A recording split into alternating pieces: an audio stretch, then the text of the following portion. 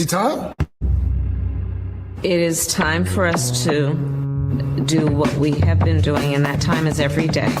We'll see what happens. We'll know in a very short period of time, but it looks like it could be something that will be not good. Believe me, not good. I am a dissident. Don't move. Move. I'm saying no while you hear Palantir, Palantir, Palantir, Palantir. It's not going to stop. Seriously, we need to release the F-scene list. Turns off. I am not a church boy. Turns off. They're full-on vampires. They hate our beef. They hate our beef. They hate our beef because our beef is beautiful and theirs is weak. Not good. Believe me, not good.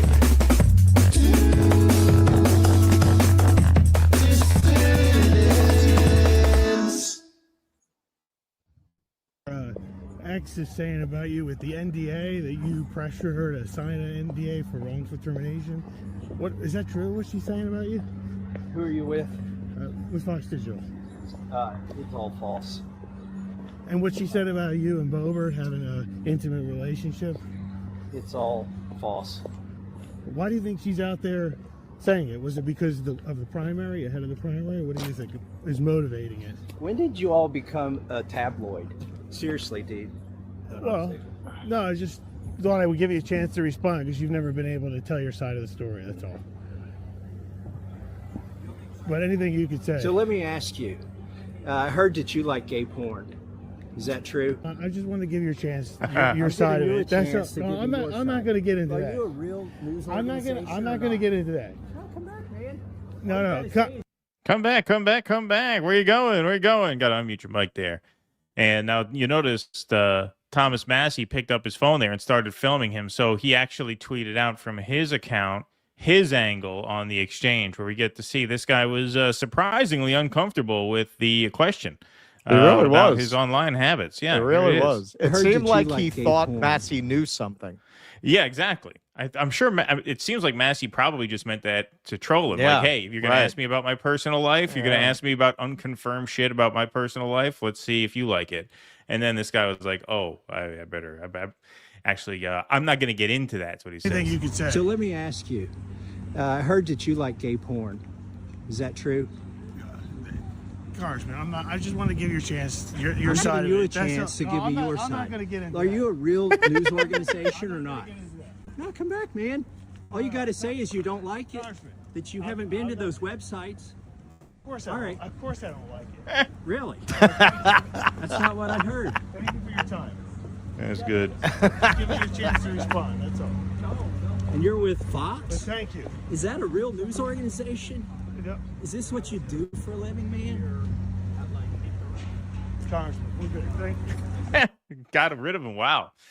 Man, it must be nice to be a lame duck congressman. Must be nice to have nothing to lose. You know what I mean? Yep. Must be nice to have no fucks left to give, because then you could just flip the script on this guy.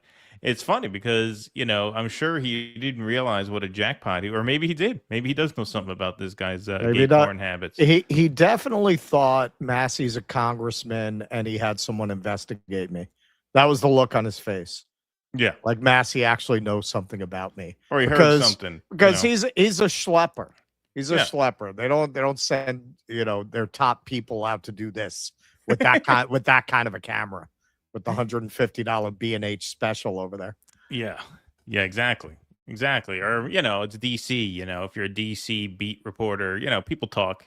Could be he heard something and this guy, you're going to bother me about, fucking Lauren Boebert. Hey, I heard you like gay sex. Is that right? It's like, it's one thing to do that to a congressman who's like running for re-election in a close race this year. May not want to do that, but you just tried to ambush a guy with bullshit smear who just lost his election partly because of these bullshit smears. Do you think that guy really has any fucks left in the tank? I don't think so. I don't think so. So if he's got something, he's going to turn it around. So Yeah. whether that was intentional or whether he just backed into that by like, doing one of these switcheroos. Oh, you're going to make up a rumor about me? Well, I'll make up a rumor about you. I'm pretty sure that's where it was coming from, and he wound up striking a nerve. Yeah, exactly. All right. So it is freezing in New York, at least as far as the rent goes. Finally, New York City residents are getting some much needed relief. Here is a local news report about how that went down. And tenants celebrate after a vote tonight to freeze the rent. Good evening. I'm Christine Johnson. That decision impacts about 2 million New Yorkers who live in rent-stabilized apartments. The board took action to freeze 1- and 2-year leases, something the panel has never done before. But as Andrew Ramos reports, some say it could have long-term repercussions. The motion passes. An auditorium packed with tenants erupts in a thunderous applause at El Museo del Barrio in East Harlem.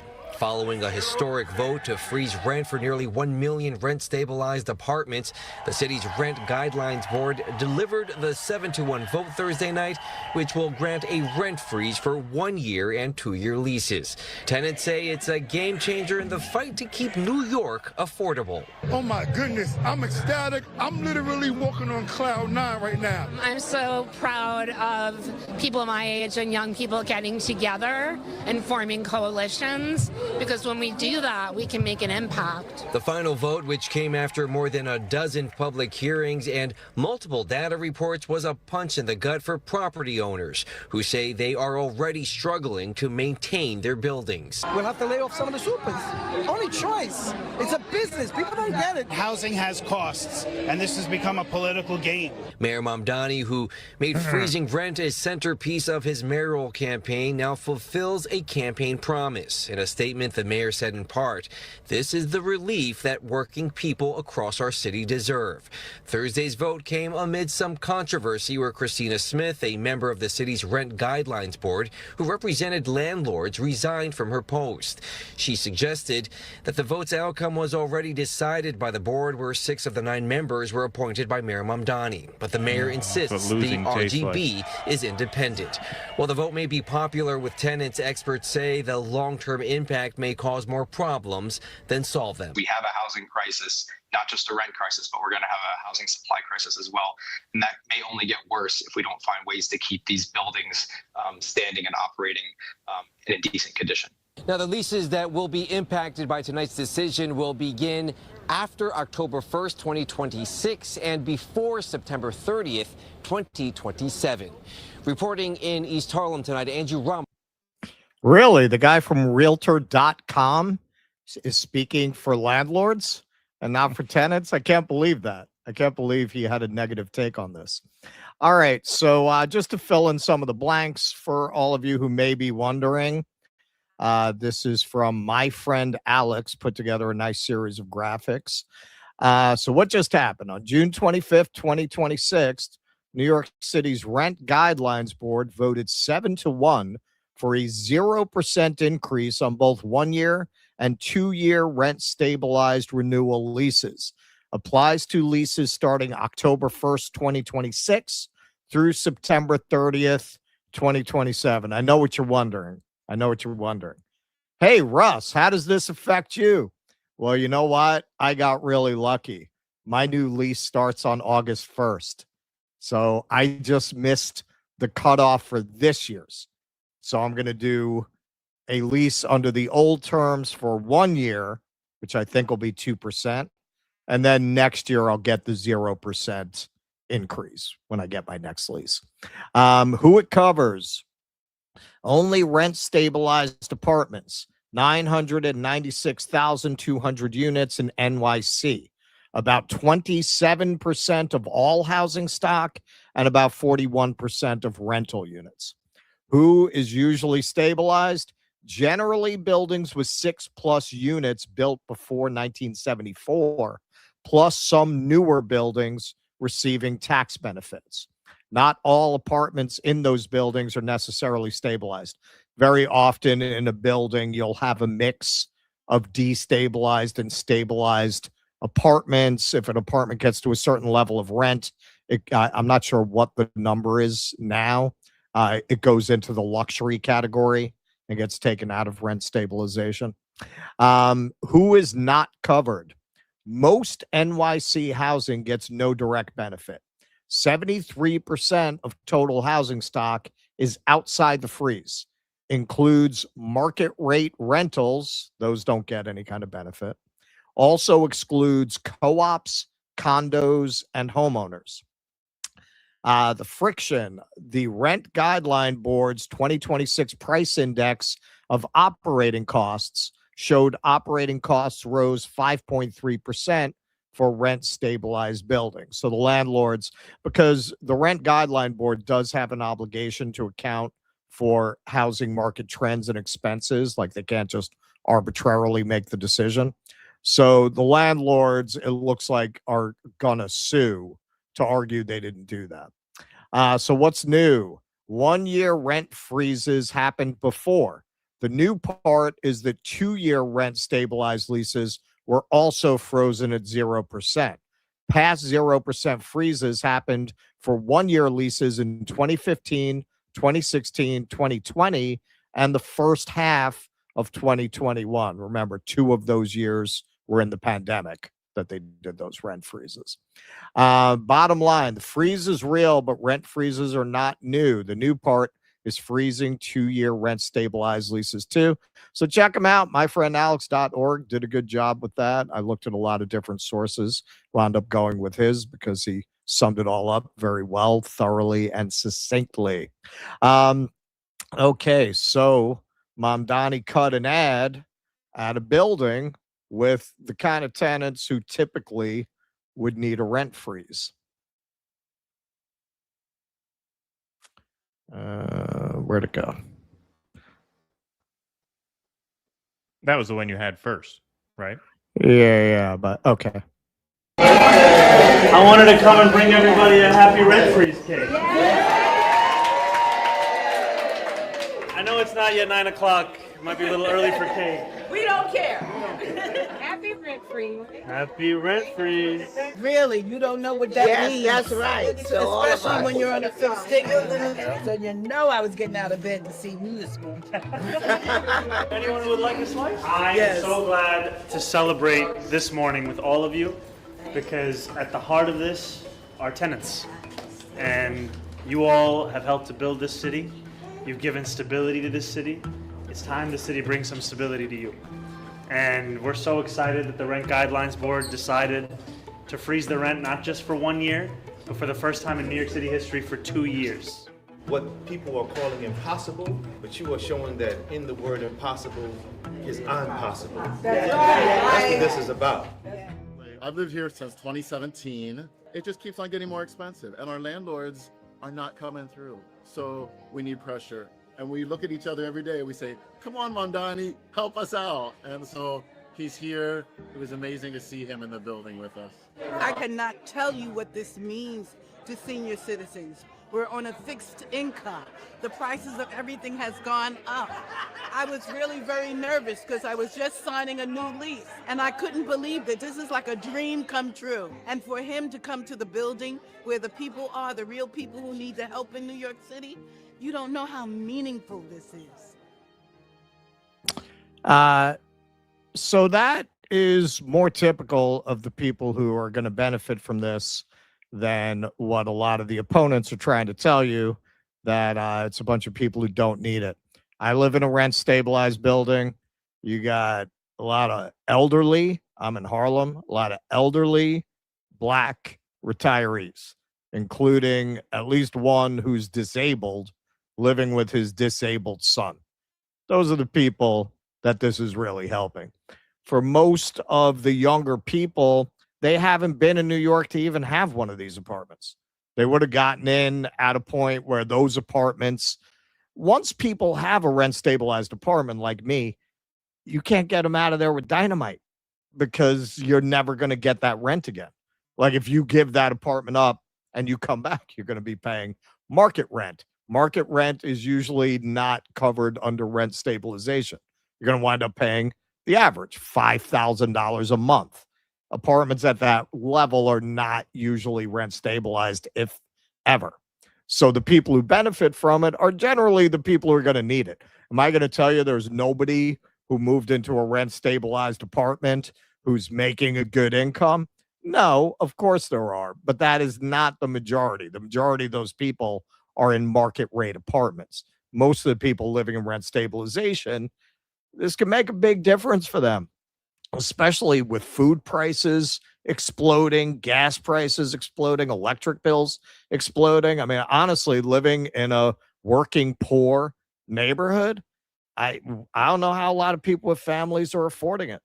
When you go to the supermarket, it's insane. It's insane. The prices have doubled to tripled over the last few years for basic necessities for your family. So yeah, if you're living at the edge, this is a big deal for a lot of people. It could be a couple thousand a year. I mean, I had a rent stabilized apartment. I lived in the city when de Blasio was mayor, so we had it almost freeze. I think it was like 1% or something. You know, rent went up like $15 every year. Right. But if it goes up 5-10% year after year after year, and I know Eric Adams never implemented a freeze, that accumulates over time. And you're talking about, you know, if it goes up $150 a month, that's what, you know, about $1,200 to $1,500 a year. Pretty normal. Times 2 years, you're talking about $3,000-$4,000. You know, that's not chump change when you're, you know, living paycheck to paycheck.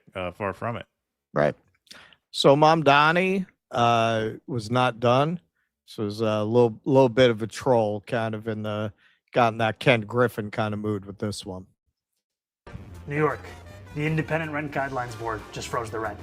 That means if you're one of the more than 2 million New Yorkers who lives in a rent-stabilized apartment, your rent's going to be frozen next year.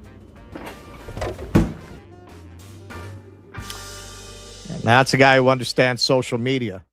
We have footage from the October 8th rally that Daria Lizza is catching hell about. Me and Keith were talking about, we were like, yeah, we'll put out like 20, 30-second clips. Beyond that, it's very difficult on a lot of the platforms you want people to see it. Mamdani, he gets that. What was that, 20-second ad? Yeah, short and sweet. You know who else got it but didn't like it? Mark Cuban. Social media is an important skill. He nails it. Will the policy work? Does it really matter? All right, so I want to point something out here. You know, we have a culture, we have a society where people defer to the Mark Cubans, to the Kevin O'Learys, to the Elon Musks, as if, well, they're that rich, they must be very capable. Well, okay, Mark Cuban has $10 billion. He probably doesn't have to worry too much about housing and housing costs. But you know who does? His victims.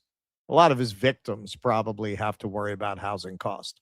Mark Cuban lawsuit alleges Shark Tank personality lured consumers into Voyager digital Ponzi scheme. I thought this guy is someone you should defer to for his knowledge of money and how business works. So either he's very bad at that, or he intentionally robbed people, or maybe some of both. And I just got to point out, if you got his money, you can't afford a better dye job than that. Are you freaking kidding me? That shit is running off his face like the Joker. Hey, listen, what is that up there? You win some, you lose some. You know, you got to take risks. That's what being a businessman is all about. You know, sometimes you fall for a Ponzi scheme. Sometimes you try to save money on the shoe polish hair dye. Exactly. Mark Cuban Voyager digital class action lawsuit overview.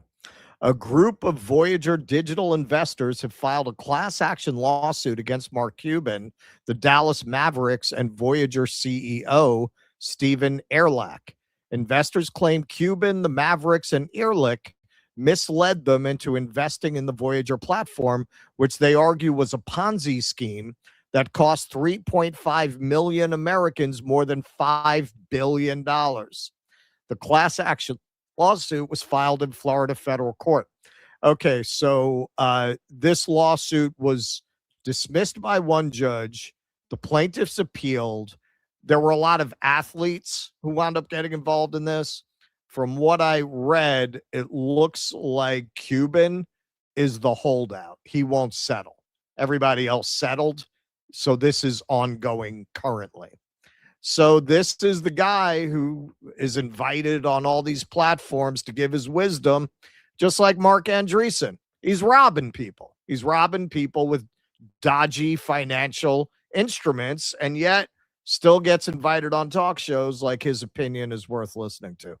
Somebody else who gets invited on talk shows as if his opinion is worth listening to is Donald Trump. So this is what Donald Trump's thoughts are on housing prices. Talk about, oh, we're going to drive housing prices down. I don't want to drive housing prices down. I want to drive housing prices up. He wants to drive the housing prices up. So in a terrible political season for him, he had an opportunity for a layup. He could have just gone ahead and signed this bipartisan housing bill that was supposed to at least do something to make housing more affordable. But he didn't sign it. So he got asked about that by Fox, of all people. Housing bill, you came to your desk, sir. Did you veto it? About what? The housing bill that you didn't sign today. That came No, to I your desk. said I'm not signing the housing bill. I want to see what happens. We said, look, the housing bill is housing. I made billions of dollars with housing. I know housing better than anybody, maybe anywhere. It's all about the interest rate. Lower the interest rates, you can have all the housing you want. But you have to understand, I don't want to hurt people that own houses too. These people, for the first time in their lives, they have valuable houses. They become rich. I don't want to hurt them either. Well, he's very concerned about rich homeowners. Not so concerned about poor renters, as you might predict. In history, the powerful Rent Stabilization Board is an example that sets rents in New York City. Just happened today. They've done it for years and years, and they've been very far left. They're run by Democrats, and they give landlords a hard time for years and years. It's called rent control. They give landlords a hard time, but they always give some increases so they can survive. But they just came out. It's not rent control. It's rent stabilization. It's two different things. First time ever with a ruling, 0 rent increases for landlords, 0 for the next 2 years, despite the fact that energy, supplies, real estate taxes, and just about everything else has gone up. They're supposed to allow you to have that. 0. They're giving them that. They're basically confiscating their property. And the one representative for the landlords who's on the board, I think they have 8 or 9 people on the board, and you had one who was representing one out of like 8. But at least you had somebody. But that person walked off in disgust, walked off and got booed. Mayor Mamdani, who came to the White House and seems like a nice guy, but he said he was going to do this in his Very campaign. muscular, Nobody thought well he was built. serious. He said Nice he was going ass, to make that sure guy. that people Nice don't have a ass. rent increase, Nice even glutes. though energy went up. It's going to come down. It's coming down Nice fast glutes. right So now. where'd I you hope get you're glutes watching like what's that? happening. You We got seem low like a numbers shrimpy just guy. now. $69 a barrel. That was. I have great Some upper people body said it was going to strength. be 350. I never by toned now. my glutes like that. 69. It's going to be 300, 350. Never hit those numbers at all, even in the height of it all. But what the mayor doesn't say is that these buildings will soon. Nobody said that oil was going to hit $350 a barrel. Nobody. No, of course. Nobody. Of course. 150. Nobody said 350. Turn into Also, while ghettos we're and on this, I'm a slums. little bit economically illiterate, I admit, but isn't it the case that the banks are the ones who make money off the interest rates and the homeowners make money off of the sticker price, right? So if he says, well, it's all about the interest rates, but I don't want to drive down prices for the homeowners. We're getting into that. And everybody will continue leaving New York. And as this spreads throughout the country, very much like an uncontrollable form of cancer, the country itself will be taken down. It will be third world, strictly third world. And it's happened many times before to very big and very powerful countries. But it's not going to happen to the United States of America. No way. Okay. All right. So you want to see class war. Look at how he talks about property owners versus how he talks about workers and tenants. Look at where his sympathies go. His sympathies, you could, all right, you want to talk about prices have gone up. It affects landlords. What about how increasing prices affects everybody? How about how that affects people that can ill afford to pay those prices? You could not find a better illustration of how few fucks Trump and his class have to give about that. He doesn't even think about that. It doesn't even occur to him. All he thinks about is, well, these high property prices have made the homeowners rich.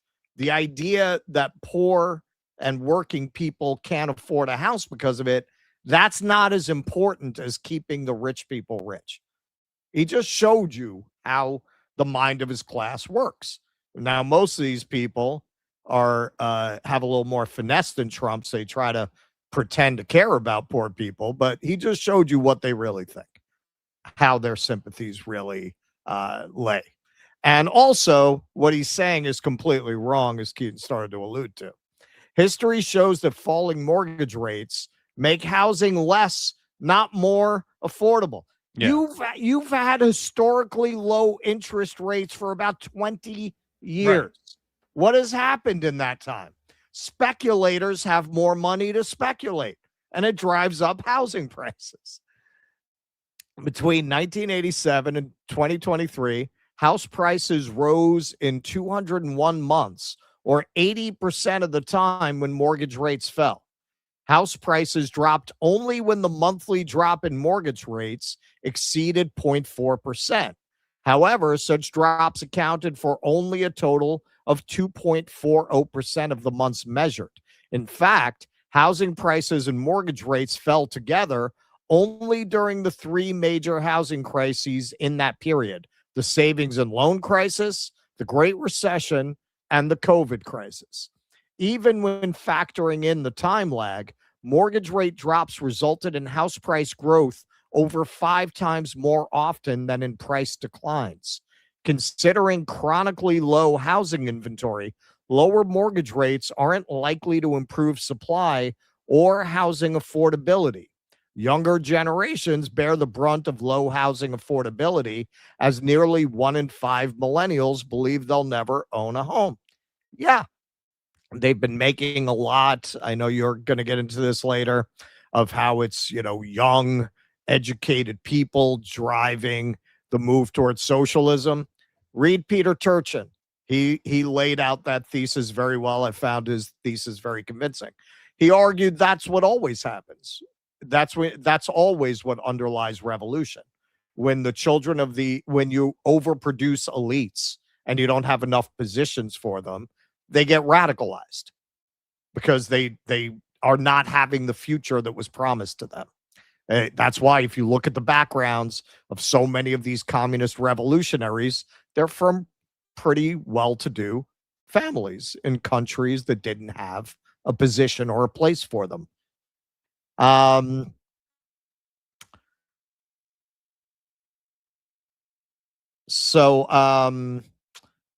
Tandler here. There's another argument you're seeing a lot of. Hundreds of thousands of children have asthma due to these rent policies, and hundreds of thousands more will develop asthma due to this freeze. It was fire back in the 1970s. It's water now. The Bronx is molding and the kids can't breathe. This will be your legacy. A generation of disabled children, thousands of buildings condemned as uninhabitable, and a fiscal crisis to boot. Okay, what she's talking about is public housing. That is not the same thing as rent stabilized housing. And this is a main line, probably the main line that opponents of this are taking, that the landlords are just going to stop fixing their buildings and the buildings are going to crumble. But what she's talking about is not a result of socialism. It's a result of lack of socialism. It's a result of the federal government, starting with Reagan, withdrawing funding from public housing. Public housing was actually considered very high quality at one time.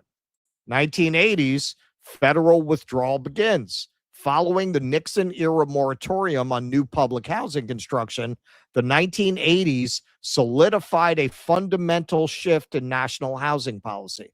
The federal government began quietly withdrawing from Section 9 operational support, steadily shifting its limited funds toward voucher programs. And then the 90s into the 2000s, the toll of disinvestment, stripped of federal capital funds, NYCHA, that's the New York City Housing Authority, maintenance budgets were slashed.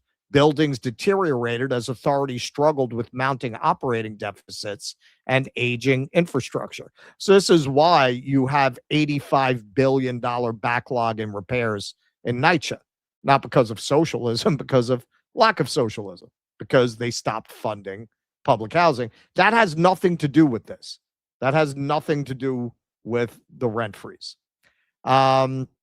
So responding to this overall thesis that the landlords are just going to stop repairing their apartments, CJB Esquire, hi, New York lawyer here. Tons of misinformation being spread right now online. Let's dispel some. Rent being frozen doesn't mean your landlord will not repair your apartment. Every apartment in NYC has a warrant of habitability. And if that's broken, you can sue. Any violation to your building or apartment can be reported to the Department of Housing Preservation and Development, HPD. They fine the landlord in some cases only let you pay $1 a month in rent until the issue is remedied. 3, the rent freeze covers all rent stabilized apartments, which are both in old and new buildings. There are literally rent stabilized apartments in buildings that got finished a month ago. So if that new building suddenly has problems, it's likely because the build sucked. This is addressing a lot of people are saying, well, what are the landlords supposed to do? All these rent stabilized apartments are in pre-war buildings that cost enormous amounts of money to maintain. 4, rents have been frozen before. Bill de Blasio froze the rent 3 times, 1 year each, which is actually longer than the rent freeze that just passed, 2 years. Only difference is Mamdani ran on freezing the rent. The city didn't collapse. Instead, even more people came and built more. And 5, NYC rents have only trended up, and to be honest, will likely continue doing so. There's only 2 forms of relief: increase housing or rent freeze. Currently, the city is doing both. Professor Zenkus points this out. Landlords were neglecting their buildings without a rent freeze. Landlords in NYC received 878,000 code violations last year alone, almost a third of which were for immediately hazardous violations, including lead-based paint, lack of heat in winter, and lack of hot water. These landlords didn't violate the codes because they had no money to do maintenance or repairs. In 2024, the last year the statistics are available, rent-stabilized landlords saw a net profitability increase of 6.2%. In other words, they're not hurting for money.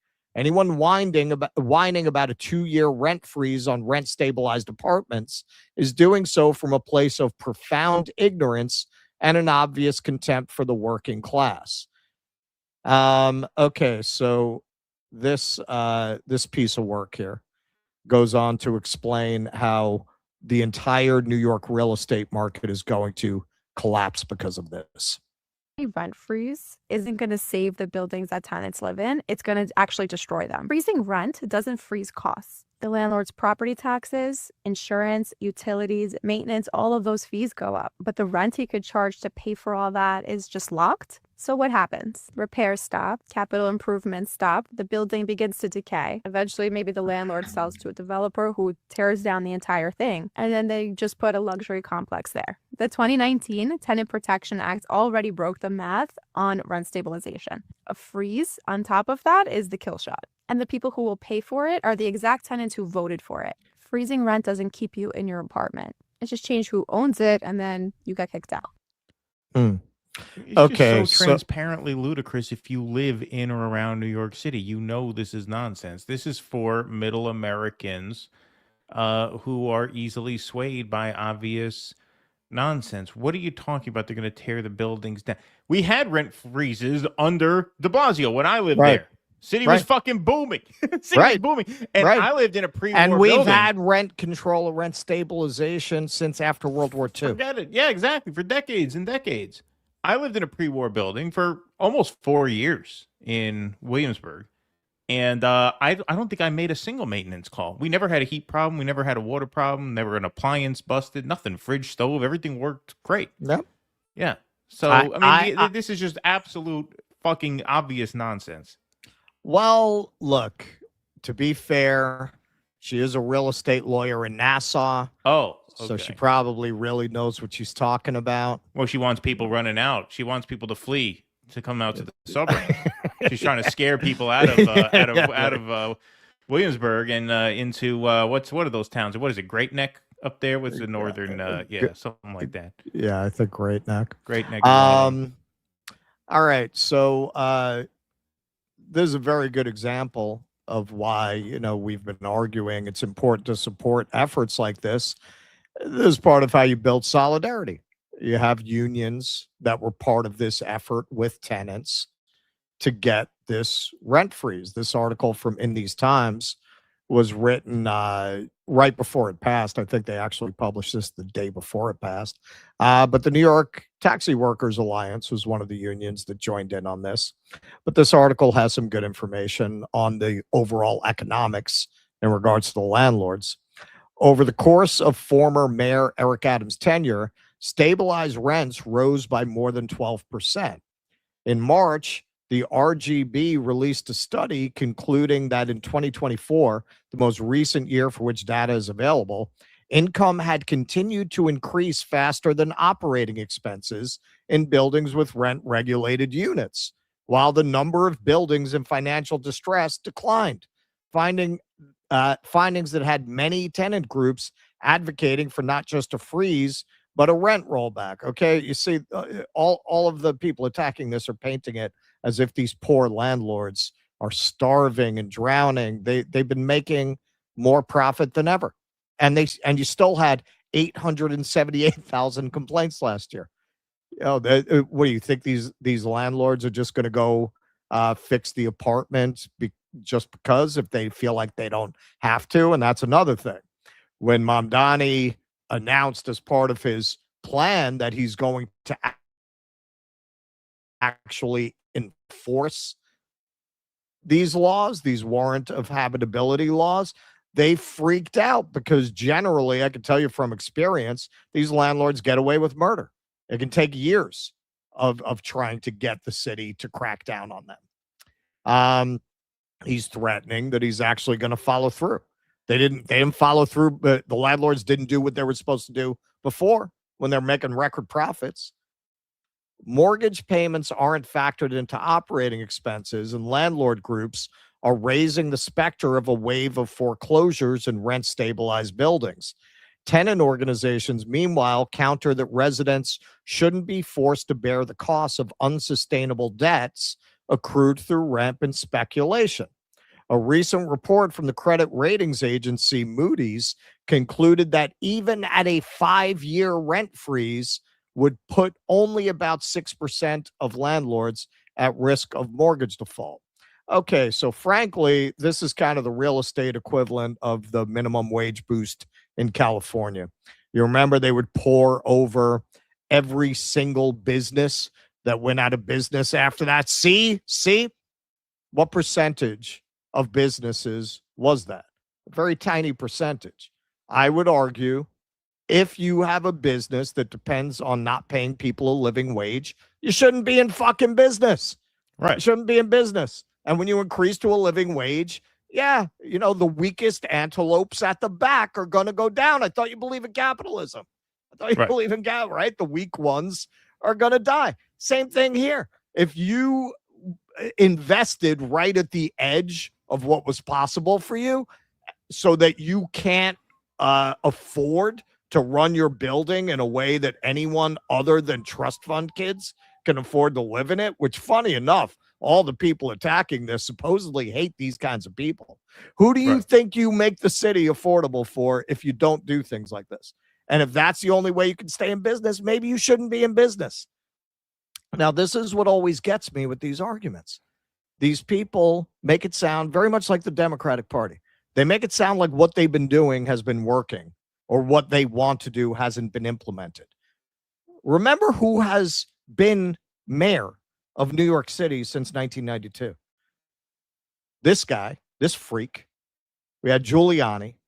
No friend to tenants him.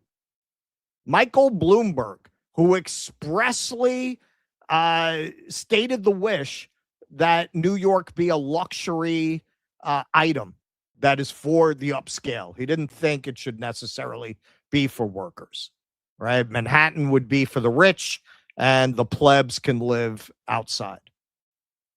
De Blasio, who was a corporate Democrat, he was a moderate Democrat, what we would call a moderate Democrat, which would basically be radically right-wing anywhere else in the Western world. Very cozy with the real estate lobby, did not rock the boat. Eric Adams, this guy was a Republican for 20 years. 20 years. He turned around and he became a Democrat because Democrats outnumber Republican registrations 4-1 in New York City. But basically, he was a Republican. This is a guy who was against any kind of rent stabilization and tried to pull the Democrat trick when they want to serve corporations. He made it a race issue. He said it hurts black landlords to have rent controls. He didn't want any rent control, no rent stabilization. So this is who has run the city. You had de Blasio, who broke the mold a little bit with his rent freezes, but was also very friendly to developers and neighborhood gentrification projects. It kind of had it both ways. Certainly better than what happened before and after him, but not. He did not declare war on that sector in this way. And what's the end result? What's the end result? Even if you want to put de Blasio, say he's a leftist, right? Overall, you had out of the last 34 years, you had one Democrat who did some rent freezes in his time. Where did we end up? Record rent. That's how we ended up. Manhattan rent, $5,000 average. Brooklyn, $4,296 average. Can you afford that? Can you afford that? I always say, if I had to pay current rent, I would not live in New York. There's absolutely no way I would pay that. Absolutely no way.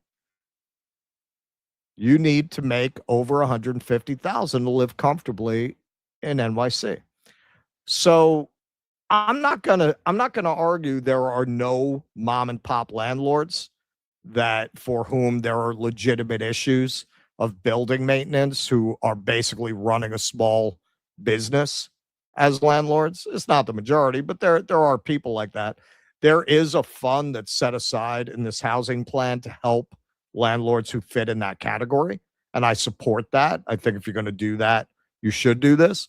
But overall, if what you're going to argue, you have to remember, if you're arguing that you cannot make housing affordable for tenants because then landlords won't be able to maintain their buildings, well, what you're arguing is you favor pricing working people out of being able to live, to have any place to live. And I would submit to you, if that's the case, if you're right that you can't have housing under this system that is profitable without making it unaffordable, then you need a revolution. You're making an argument for a communist revolution, which I agree with you. Like, welcome. If that's the argument you're making, welcome. I agree with you. This system cannot adequately provide proper housing for working people.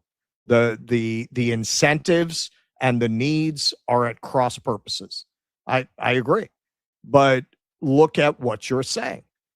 If this cannot provide for people, what's an economy for? What is it for? Is it just to enrich a few? at the expense of everybody else. You could not find a better argument for communism than the argument that it's impossible to solve housing in New York without bankrupting the landlords or making the tenants homeless. If those are your two choices, then you have to flip the board and create a new system, right? You have to move everything out of the private sector, as you should with healthcare. Well, yeah. Oh, sorry. Go ahead. So finally, Mamdani was asked on ABC how he felt about being made the face of the Democratic Party. Are going to make you the poster child for the Democratic Party. Let them. We don't have to ask ourselves what life looks like if a socialist wins. I won last November, and over the course of these last 6 months, what we've delivered for working people are the very things we were told were impossible. We've delivered free childcare for 2-year-olds for the first time in New York City history. We've delivered tens of millions of dollars back to tenants who were taken advantage of by bad landlords. We've delivered 165,000 potholes being paved. And we've done all of these things while also delivering the lowest recorded crime in our city's history. That's what it looks like to have democratic socialism. And what you're seeing is that New Yorkers experienced this for 6 months and made the decision that they wanted to see more of it on the national stage as well. Yeah, and this is why I say whatever issues you might have with Mamdani, and there are legitimate issues to have with Mamdani. A lot of them center on foreign policy, which frankly he has no impact on. But yeah, no, I don't think it's good for somebody who's kind of like functioning as this avatar of left thought to be making the kinds of critiques of Venezuela or Cuba that he has. Sure, man, go after him for that. Go. But to not embrace these kinds of policies is a very big mistake, no matter what flavor of left you are, whether you're tanky or a socialist, whatever you consider yourself. For America, this guy is the left, and you need him to succeed. If he fails, it's going to open the door to all of these cretins and creeps who say, see, it never works. It never works. And he's right. It's working. You have historically low crime. You would never know that if you see all the bots and weirdos on social media. I would go to New York and people are getting killed. These people, they watch Cash Jordan. They fucking think that's what's happening. All you got to do is Google. Yeah, you have historically low murder rates in New York right now. It's not turning into catastrophe and chaos. These policies, we know historically, in spite of what they'll tell you, they do actually work. And in spite of what they threaten, no, the landlords are not going to run away. The corporations are not going to run away. We just had the highest office leasing we've had since before the pandemic. They know who the mayor is. Why are they signing all these leases? It's bullshit. They do this performative hysteria to scare working people into feeling that they have an investment in preserving the privileges and prerogatives of the wealthy, as if they are entitled to those privileges or as if they're going to punish you. I mean, it's really an abusive relationship that workers have with these oligarchs. Like, basically, anytime anyone tries to rein them in, they threaten punishment. I'm going to take my money away, and then where are you going to be? It's nonsense. It's nonsense. And you can see it from the statistics he just laid out there. So far, it's working. And even George Galloway came out and said, I was wrong about Mayor Mamdani. He's doing a great job. He's doing a great job. So, yeah, I mean, so far, I think everyone has said, especially those of us who are very cynical about Democrats, he's exceeded expectations. Well, yeah, I mean, this was the big one, and it seemed attainable. He is an executive. He gets to appoint people to the Rent Guidelines Board, and so they made this happen. And I've said it over and over again when it comes to Mamdani, and this was true with Bernie, too, to a large extent, is they don't hate them because they're radicals. They hate them precisely because they're not radicals. They hate them precisely because what they are seeking to implement is generally pretty modest common sense reform that makes life a little easier for working people. Revolutionary communists are easy to put down. if they get Right. any traction to begin with, which they don't. Okay, so they're really not a threat. You know, this, when you talk about, you know, implementing a rent freeze, there's all this fear mongering. Oh, this is going to be horrible if this happens, or if, you know, he gets in, he's going to do this and that. People are going to flee. Well, what happens when he comes in and people don't flee New York? What happens when he comes in and Right. office leases actually go up, not down? Right? And crime goes down. And crime goes down. I saw that guy, what's his name? Sneeko? I'm not too familiar with him. I guess he lives in New York. I don't think he's a left-wing guy by any means, you know, at least not judging by the waters in which he swims. But he said, yeah, you know, the culture in New York, it's better than it's been since the 90s, right? So what happens when they get in and shit doesn't collapse? Well, now what happens? Workers learn the lesson that when you elect the socialist in the race, things get better. Right. Yep. Right. And that first step is the hardest step. You know, we're going to get into this later, so I won't talk too much about it now. But, you know, we have a whole segment later on where there's this sort of wide lane of commentators and writers talking about the Mamdani sweep as sort of an elite phenomenon and how a lot of working class people in working class neighborhoods voted for the status quo politicians, and there is some truth to that. The kernel of truth in the argument that they're making is that working class people, I think, and there's more to it than this, which we'll get into later, but in a nutshell, I think they've been beaten down to the point where they don't think better things are possible. That's why they end up voting for a status quo, because what they do seek a lot of the times is stability and security. And status quo politicians at least come with the branding of security because they are what's happening now, right? It is literally, it is stabilizing in that sense, even if the status quo can be unstable from time to time, as is becoming right now. But the point is that, you know, the first step to winning working class support for working class oriented movements is to put some wins on the board. That's why I think Shama Sawan has been as effective as she has been, because at every step of her journey, she has made a point to actually bank wins for workers, not just talk theory, but bank wins, right? So you have to do that as you go. That's how you build momentum, and this is obviously a huge step. I thought that the other, you know, tenant landlord regulatory measures that we covered a few weeks back were pretty big as well. Like, these are important things that improve the lives of people.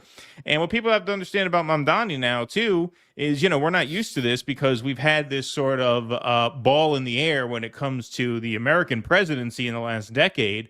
Mamdani is half a year in. He's got 7.5 years left. Think about that. 7.5 years left. He's going to win re-election by beyond a landslide. Yep. And so, you know, it's exciting to see, and it's exciting to see for New York City, a place that is obviously very near and dear to me, and as someone who, you know, spent a little bit of time in my life there, not much, but a decent chunk of time. You know, it's kind of surreal to see like ordinary people be centered in this kind of way. Yep. Because it never happened in New York. Never happened. Not under Bloomberg, certainly, and not even under De Blasio, Giuliani really. came in. Yeah. Well, exactly. that's why I hesitate. Like, I know you might hear, well, he froze the rent. Yeah, he froze the rent. He was also very much in bed with the developers. So it was, on the one hand, he wanted to please a certain segment of his base, but on the other hand, he really didn't want to piss off the corporate owners of the Democratic Party. He would tend to play it both ways. Right. Exactly. All right. You want to read some super chats and some rumble rants? All right. All right. What are they under? Plugs. Right. There it is. Yeah. I'm on a new computer, folks. Nothing is in memory now. Professor Brown note. Dad dissidents. The Weiss and Dobbs Pops host DD. Life wisdoms. Track tips and baseball stories. Tech reviews. Not really. Surprise guest Keaton and Russ. Yay. Thank you. Thank you. Me shoot skeet. Super sticker. Thank you. Vienticus Prime, Keaton's favorite page in the book is the About the Author page. Yeah. Probably. That stuff's a little over our heads. We're creative types. Vienticus Prime, hey, how about that Big Trouble in Little China 9/11 that happened in China? What? Yeah, there was a building flew into a plane. Oh, I mean, yeah, a plane flew into a building. Building flew into a plane. Yeah, I saw something about that. William Orange. Building flew into a plane. The worst part of the Israel-Palestine conflict is that now, whenever I say something anti-Semitic, people assume I'm pro-Palestine. I have that problem too. Yeah. Abiding to all the haters of the Greater Israel Project, I dare anyone to walk through a Walmart on a Friday night and tell me Manifest Destiny wasn't totally worth it. Yeah, well, I would say that. Michael Castillo, I'm at 85th and 4th Avenue in Brooklyn. The weather is fucking amazing. It feels like a movie. Living in New York very often feels like a movie. I will say that. Speaking of which, I went to see the Rocky Horror Picture Show last night. I am going to drop a review on my channel. I'll probably premiere it because it was long enough. It's like a 17-minute monologue on Rocky Horror. Oh, wow. It was very good. It was very good. It was very good. It was definitely a good time. Vienticus Prime, hey, yo. I don't want to hear about no rent freezing. I'll do to you what I did to one tenant. I put a fish in the wall behind a hall light, and when people asked, I just told them she didn't bathe. Eric Rousseau, who does Mamdani think he is with his chocolate ice cream and his fancy freezer? Yeah, no, that was Pelosi. That was Miss Nancy. I've never had that ice cream. I keep meaning to try that ice cream because I'm curious. Wasim Garani, co-owner of the Mavericks. Guess with who? Miriam Adelson. Well, no surprise there. Losers. Knicks in 5. Virtuoso. This just in. Mark Cuban always looked like a fuck face for all the last 25 years I've seen him. No, but seriously, man, you got that kind of money. You're getting a dye job where you got it leaking out of your head like that. How do you not have a professional doing that for you? Nick Merkel, I am a homeowner and I can tell you that high property values hurt us too. It raises our property taxes and makes it hard for us to buy again. Yeah, that's true. That's true. All right. Speaking of homeowners, let's use that as a segue to our book from our friend Vienticus Prime, Electrical Concepts for Everyday People by Vienticus Prime. I'm everyday people. That's right. So, folks, we all know times are getting tougher, but the problem with buying gold and silver is that you can't eat gold and you can't plant silver and make it grow into food. Fortune favors the prepared, chaos favors the learned. Watch me. Yes, and in times of struggle, the skills that you have honed and mastered tend to make for the best currency, so it's time to get some skills under your belt. Electrical Concepts for Everyday People, available exclusively through print on demand at barnesandnoble.com, but you don't have to use that link. You can use our fancy link here, dudissidence.com/vprime. Get thousands of dollars worth of knowledge and understanding for just $69.69, and all that tax and shipping stuff. And if you want the hardcover, that's just 69 dimes more. See what he did there? So order a copy today and get to learning. And remember, the actual saying is jack of all trades, master of one. So yeah, if it saves you one electrician call, it's worth it since they ain't cheap. And it's fun. It's fun. It's a very friendly read, you know. It's a little more friendly and second person than your average dry textbook. Revised now with less mistakes, he says at the top. That's good. That's pitch what he right says. There. That's what he says. So check it out by our friend Vienticus Prime, his electronics textbook, Electrical Concepts for Everyday People. All right. Here, I could take a few of these, and then we'll go into our next segment. Mr. Mayonnaise, thanks for the $19.99 super sticker. Appreciate that very much, my friend. In Terabang, I said it before, New York City sounds exhausting. It is. New York kicks your ass, for sure. Makes you work. No doubt about it. Ava Session. They hate Mamdani because their beef is weak. That's right. New Thank York you. is like a beautiful woman. Yeah, you got to work for it, but once you get those legs open, my friend, you never had a woman like that in your life, man. You're gonna fuck like you never fucked before. There you go.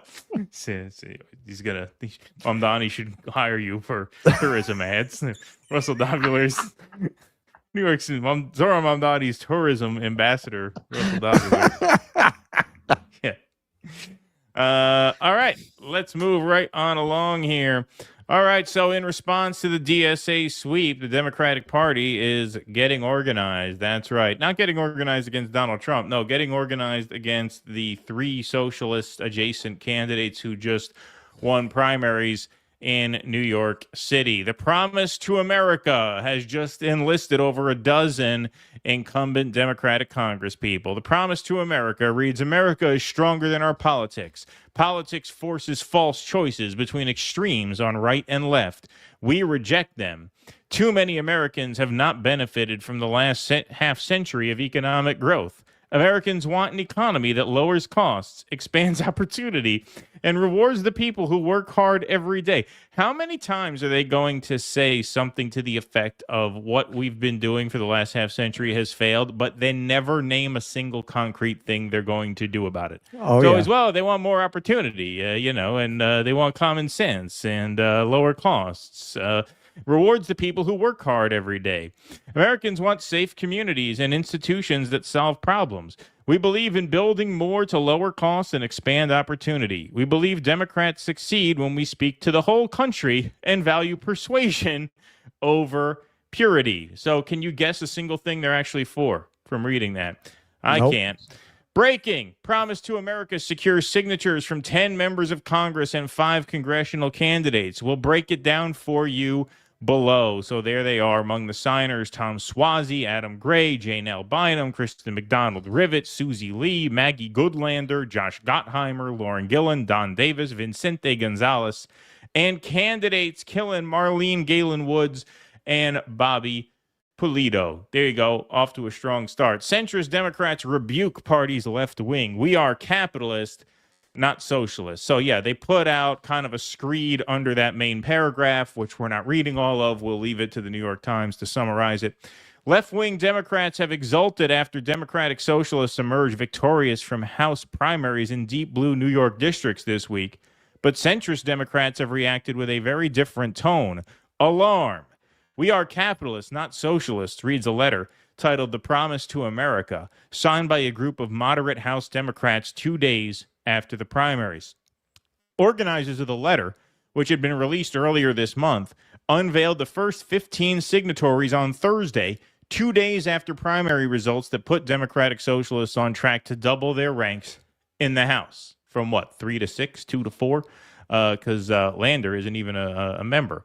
But this will give you a little idea as to who are signatories to this document here, the Promise to America, all raking in lots of cash from the Israel lobby. APAC tracker adjusting the graphic there, Promise to Israel. The letter is led by Representative Tom Suozzi, a New York Democrat who flipped a swing district on Long Island 2 years ago.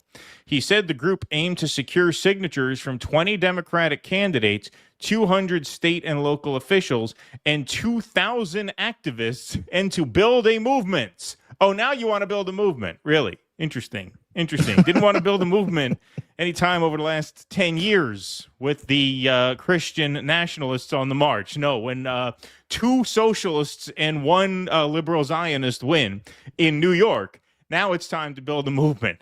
Now you're alarmed. Now we have your attention, do we? Mr. Suozzi said Democratic Socialists were tapping into real economic anxiety and were right in their diagnosis of the problem. But, he argued, that Democrats should pursue policies grounded not in socialism, but in a pro-union form of capitalism. So you mean socialism? Socialism is kind of a pro-union form of capitalism in that respect, right? I mean, yes. Yeah. A spokesman, it's almost like workers having an ownership stake in their labor. That's a pro-union form of enterprise, right? A spokesman for Mr. Mamdani, Dora Pekic, That's a fun name. Dora Pekic pushed back. I like that name. Pushed back on the letter, saying in a statement, it kind of works. Pekic. It's not a bad name. Saying in a statement that the only thing extreme is defending a status quo where working families can't afford to live. That's right. And a representative for Democratic Socialists of America, Priscilla Yeverino, said in a statement that the group was gaining popularity because it was pursuing policies that Americans support and that Red Scare tactics are no longer working. Ending wars, passing Medicare for all, forgiving student loan debt, abolishing ICE, and taxing the rich. Those are all popular policies, said the statement. They are all popular policies, number one. Number two, they're actual policies, as opposed to, if you look here, once again, you get nothing but platitudes from these people. They're like, well, the working class is being left behind, so we need to expand opportunity and lower costs, blah, blah, blah. So here are the numbers on the policies. This was a poll taken by Data for Progress of swing state voters. So these were not taken in particularly blue areas like New York. These were taken exclusively among voters in 6 of the pivotal swing states. Expanding Medicare to cover dental, vision, and hearing. Net 74 popularity. Cut the cost of prescription drugs, making sure Americans pay no more than what they pay in Europe or Canada. Plus 73. Make the large corporations and the wealthy pay fair share of taxes. Plus 69. Favorability. Expanding Social Security. Plus 62. Look at this. Institute a cap on rent increases, i.e. a rent freeze. Plus 57. 75 favorable, 18 unfavorable. Reestablishing the child tax credit. Plus 50. 2 million units of affordable housing. Plus 51. Raise the minimum wage. Plus 44. Cap the amount of money families spend on child care at 7% of their income. Plus 47. Eliminate all medical debt. Plus 38. Establishing a Medicare for all single-payer healthcare system. Plus 37. Public colleges tuition free. Plus 25. And passing the PRO Act, making it easier for Americans to join unions. Plus 31. So you have overwhelming favorability for all of those issues amongst voters in Arizona, Georgia, Michigan, Pennsylvania, Nevada, and Wisconsin. Those are the 6 most pivotal swing states. But Josh Gottheimer, signatory to the Promise for America letter, insists that people with those ideas are not real Democrats, that socialists are not Democrats. So let's take a look. Democrats, I think they're not interested. Socialists aren't Democrats. I think they're not interested in actually seeing the success of the Democratic Party, and they've attacked our leadership. And as you just quoted, Jake, right? I mean, some of the positions, many of the positions are nowhere near what we believe, right? I mean, no police, no borders, no prisons. It's that kind of rhetoric, which obviously belongs in, and again, that's okay. That's their views, but it's in the Socialist Party, not in the Democratic Party. But what's your response to the other point that he made, which was that, they are trying to argue for more popular policies than have been delivered by the Democratic Party, universal child care in New York, for example, increasing the minimum wage, and that they just don't think that one can take money from multimillionaires and corporations and billionaires and such and also represent the working class. I mean, I think if you look at the Democratic Party, Jen, and if you look at what Leader Jeffries is pushing, along with so many of us here in Congress, is exactly issues related to affordability, about child care costs, you're getting your utility bills down, getting your taxes down, making life more affordable for you, the cost of food, going after the Trump taxes and tariffs that he's put on people, which are working class people, which are brutal, and fighting back against those, and healthcare costs, which we work. Fighting back against the tariffs that the guy implemented after you lost to him, because under 4 years of Joe Biden, you made no gains in any of the things that you just rattled off. And part of the reason why you made no gains is because you have no policy. You have no policy. So, we're going to bring food costs down. We're going to bring housing costs down. And literally anybody can say that. When you ask the DSA candidates what they're for, and by the way, I know some of the haters have been saying, "Oh no, dude, dissidents is going to join DSA." No, we're not. I can't be part They of a would movement not without have clapping. No, they will not have us. So if you're betting people, then do what you can while you can to get out of that bet, because you're going to eat your shirt. Okay, so I'm not a DSA member. I will never be a DSA member. That ain't quite my thing. But to their credit, they put in the time, they pounded the pavement, and they won. And part of the reason they won is because when you ask what they're for, they'll tell you. They'll rattle off 5 things that they're actually for. These people never say anything. They never say a single thing that they're for. So hard to get down, which of course got rejected by the administration. So obviously the Trump administration's in charge, and we've got a very clear agenda. But what's very clear also is we're Democrats. We're proud of being a common sense Democrat. And I'm not interested in bomb throwing and those who don't want to solve problems but want to sow chaos. And part of my concern with the socialist agenda is just sowing chaos and bomb throwing, not actually solving problems and getting things done. Oh, well, that was a very well-timed comment because, of course, Mamdani's rent freeze gets approved by the New York City board. So that's one. That was the signature promise of the campaign. And guess what, Mr. Gottheimer? It got done. It got done. So Zohran was asked about these very comments on ABC this morning. Let's see what he had to say. Some not just dismissive, though. There's resentment. And this is from fellow Democrats who think that this could jeopardize Democratic chances in the fall. I mean, you've got Josh Gottheimer, a Democratic member of Congress, says, many of us believe, as do I, if you're a socialist, you are not a Democrat. And in fact, they put out a manifesto today. I don't know if you've seen this thing. Sounds pretty socialist to me. It's not a communist manifesto. It's a moderate manifesto saying, we are capitalist, not socialist. We believe in a growing, fair, and competitive economy, entrepreneurship, ownership. I mean, this is a direct response. They've made it clear to what you did here on Tuesday. Well, I mean, that's great, but what's a party if not its voters? And I'm proud to sit in front of you as the mayor of our city, having received more than 1 million votes, a little less than a year ago. And when we're talking about these incredible congressional candidates, they won their races, and they won their races with a vision of what politics should be, and one that actually speaks to working people. And for a lot of people who ask themselves, what does democratic socialism mean? And you can tell them the answer at a theoretical level. It's the choice to extend democracy from the ballot box the rest of their lives. But in terms of what it means over these last 7 months, we've seen a city with democratic socialist principles at the heart of it within our administration. And yeah, that's it. And that's why this guy is a winner. And that's why every time he opens his mouth, frankly, I fear more and more for his safety, because they're not going to beat this guy at this game. They're just not going to beat this guy playing fairly, and that's why. And this speaks to something that I've said over and over again, which is you can't lead with theory or ideology. You have to lead with policy. Okay? What am I going to do? And then when you get elected, do it. And do it well, and make it work for people. Yeah, it's That's a throwback to the sewer socialists. Yeah, and this is why they do not talk about some of their more far out ideas like prison abolition, and open borders and things like that. That this is what the Promise to America people want to accent right now, because they want to go to the parts of their policy platform that they don't talk much about, that they haven't acted on, that they haven't made promises about, and say, well, this is what they're really about. And how do you counter that? You counter that by actually doing the things you said you were going to do, which are overwhelmingly popular, as we just demonstrated a few slides back. And then you let everybody out of prison. Yeah, right, exactly.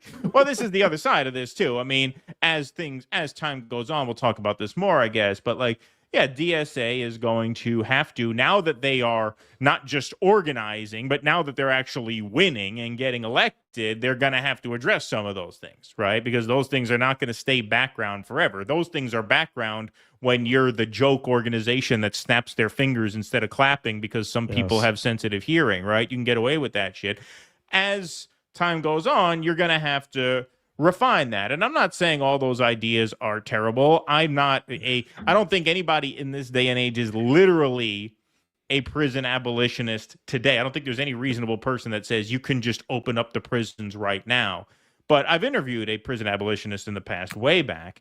And, when you interview people who take that radical position on an issue, it makes you think about that issue a little differently. And what they told me was, hey, listen, even if I can't win you over to prison abolition right now, what I want to impress upon you is how radical an act it is to throw a human being in a cage. Just how radical an act that is. And ask yourself, okay, should we avoid doing that whenever possible, right? In other words, isn't that an extreme act that's only warranted in extreme circumstances? And you know what? That made an impact on me. It changed the way. I'm not saying this to bash people with those ideas necessarily. But when it comes to getting to 50% on the first Tuesday in November, you're going to have to come up with ways of talking about that are not as alienating to ordinary people as they are now. So, I'm not saying they have no work to do in that regard, but it's very telling that the slime balls like Josh Gottheimer go straight to those issues and not the issues that they're actually campaigning on and executing on, because obviously those are winning issues. If they weren't winning issues, they wouldn't be winning on them. So here's James Carville saying basically they should not be seated as part of the Democratic caucus. Okay, they can serve in Congress, but they should not be seated with the caucus. They should be ostracized and shunned by the party. And Ta-Nehisi Coates was asked to respond to this, and this clip went somewhat viral with some color commentary by the viewer who was watching on their TV and recording it on their phone. Congressional Democrat should see her as a member of the Democratic Party. You can't kick her out of Congress. She was voted, but she doesn't have to be in a Democratic caucus. I don't have anything in common with Ms. Chevalier, and I really don't want to be in the same party she's in. Your reaction to that, Ta-Nehisi? Go ahead, Ta-Nehisi. Wow. You do this to me every time I come on and you say something that leaves me completely speechless. Because look, the problem with that is, whatever you think of future Congresswoman Chevalier, she represents actual voters. Okay, she represents actual voters. And what James Carville is saying is that those voters should be disenfranchised. That he is so disgusted with whatever opinion she has that those voters should be disenfranchised. And I don't get it, man. That is a district filled with black and brown people. They made their choice, and he just doesn't respect it. You know what I mean? Which to me says, not so much, it's not so much a statement on Palestinians. It's not so much a statement on Israelis. It's not so much a statement on, anything that future Congresswoman Chevalier has said. It's a statement on how he feels about black and brown people. That part. The fact that they are useful to him when they vote the way that he agrees with. Speak it. They don't kick them out the party. They don't deserve representation. I'm trying not to say something. Say it, brother. Say it. It's not good. It's not good, Eamon. It's not good. You're not good. It's not good. It's not good for democracy. There you go. Not good for democracy. Yeah. Not good for democracy. It's so true. When Hillary Clinton was racking up black votes in 2016, everybody used that to, make the point that the Bernie supporters were all. Exactly. On the verse. Yeah, exactly. So DSA points out here 13 Democrats in Congress signed on to a pledge to reject socialism today. Combined, they've raked in a whopping $10,088,996 from the Israel lobby.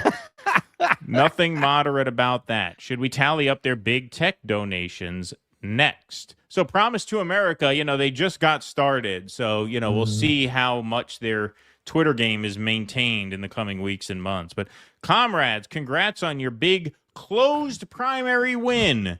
Closed primary win in a district Kamala won by 59 points. We'd love to hear your objections to the content of the Promise to America. Let us know a time that works for you to Zoom next week. Now, this is something else, if you're a veteran of the Bernie campaign, that you must be, just slamming your head against the wall. Because I tweeted out, so in 2016, Bernie performed far better in open primaries than in closed primaries. And that was a point repeated ad nauseum by these same centrist Democrats in order to emphasize that Bernie couldn't win real Democrats and instead relied on outside infiltrators to win primaries. Now, 10 years later, the quote-unquote real Democrats are voting for the progressives. And what do these shameless moderate scumbags do? They flip the script and bemoan the very closed primary system that they once relied on to rig the process against insurgent campaigns. It's not working. Cry harder, losers. Yeah, they would say about the Bernie campaign, well, you're not winning among real Democrats. You're winning those independents who are coming into our party uninvited. Real Democrats are voting for Hillary. And now they're saying, well, these are only closed primaries. Just because you can win a closed primary in New York doesn't mean you can win the independent voters that you need to win in November. So, they will just flip the script according to their needs. Just absolutely zero principles whatsoever. And once again, zero policy. So now here's Mallory McMorrow, who is sort of the midpoint between the AIPAC fanatic Haley Stevens and the anti-Zionist Abdul El-Sayed running in the Michigan primary. She's sort of the Mayor Pete of the race, if you will, with the same cringe dance troupe that she has follow her around everywhere, I guess. So here she is talking about, in response to these results, how we need a new Democratic Party who can fight and deliver. Across the country is that people are looking for a fighter, that the status quo is fundamentally broken, and there is a cry. Now listen, if she mentions one thing, she actually wants this moment. One and idea. I've been saying the same message for a long time. Oh, yeah? We have to acknowledge as a party that Donald Trump didn't create this mess. He is the result of years, if not decades, of decisions under both parties that continuously left. Right. So what's one idea to do something about the American dream? Now, the bet that I'm making is that Michiganders want a fighter who can beat Mike Rogers, the Republican running in November, and who also knows how to do the job on day one. We don't have to accept this false choice that is either the status quo with Congresswoman Haley Stevens or somebody with a ton of energy that I love that he's bringing into the race, but has never won an election or passed a bill.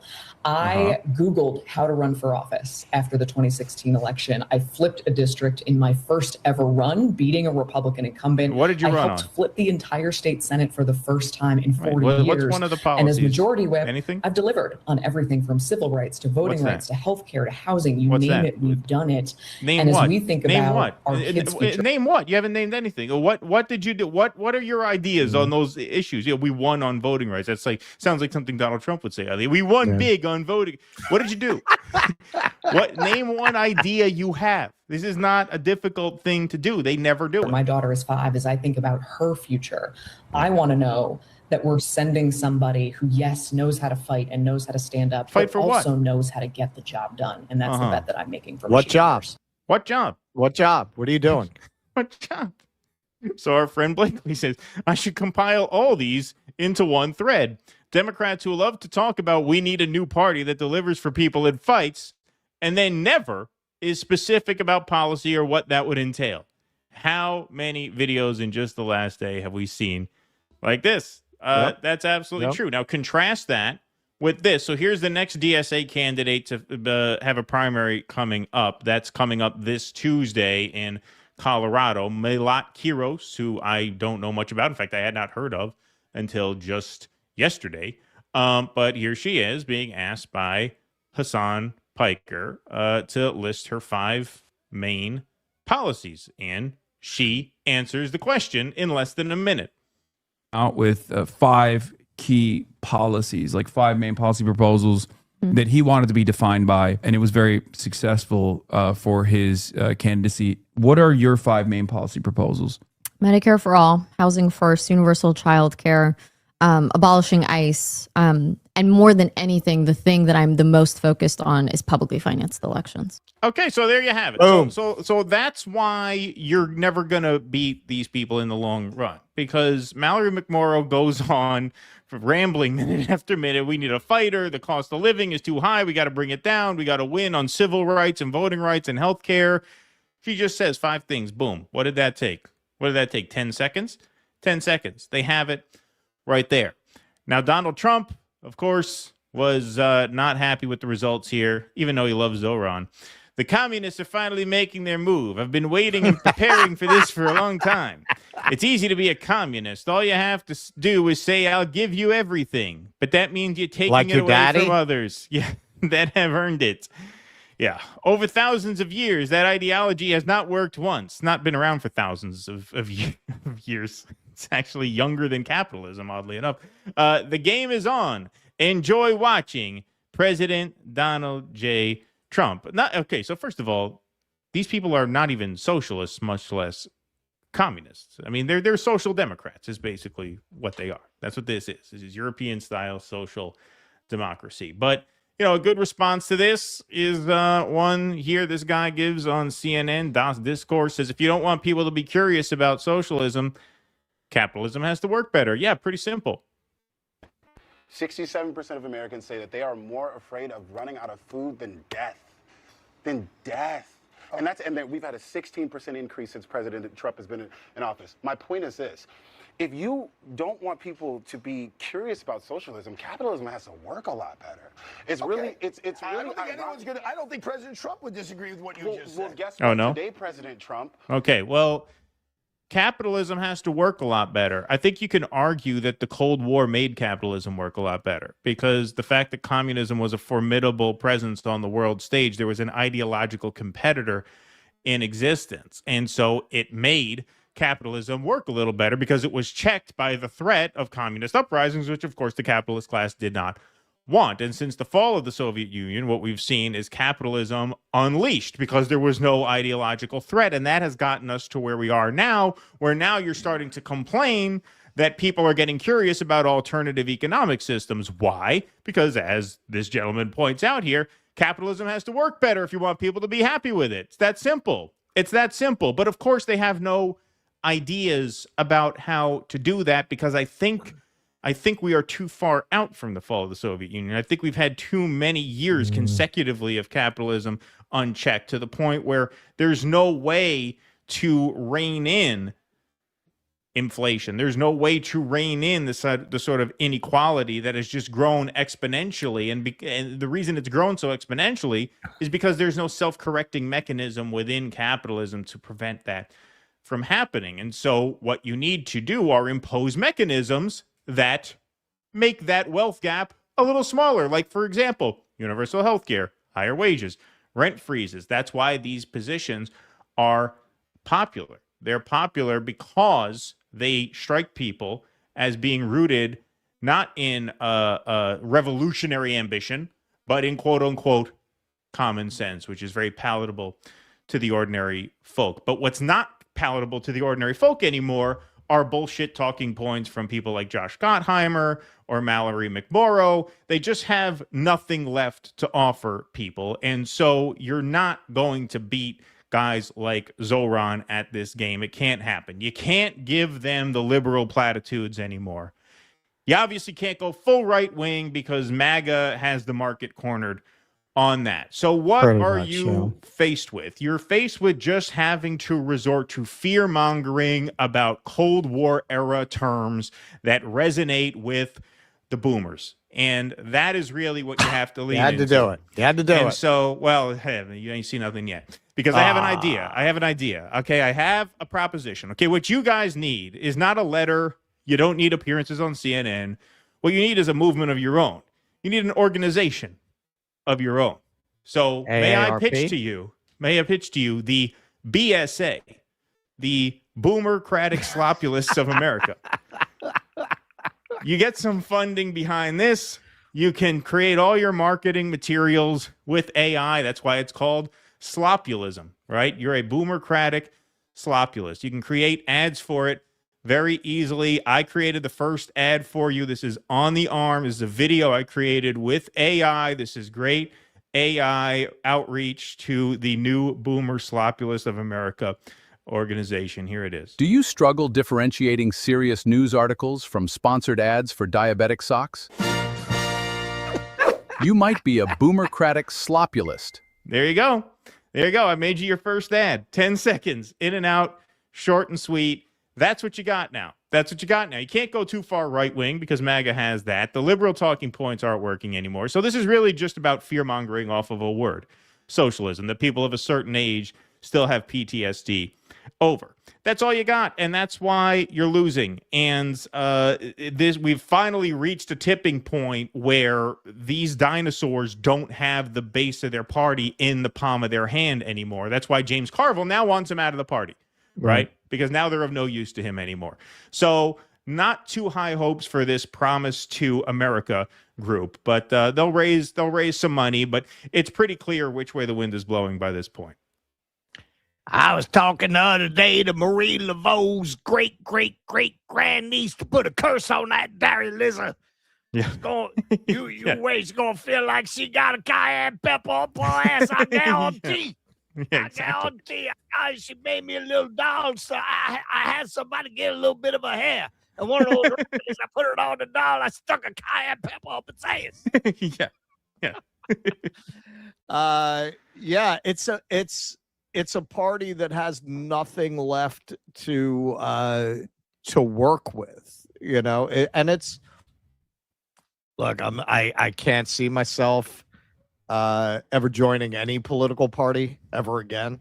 They're all prone to the same kind of, cliquish corruption in the end. And then when you're a member of that party, you own that.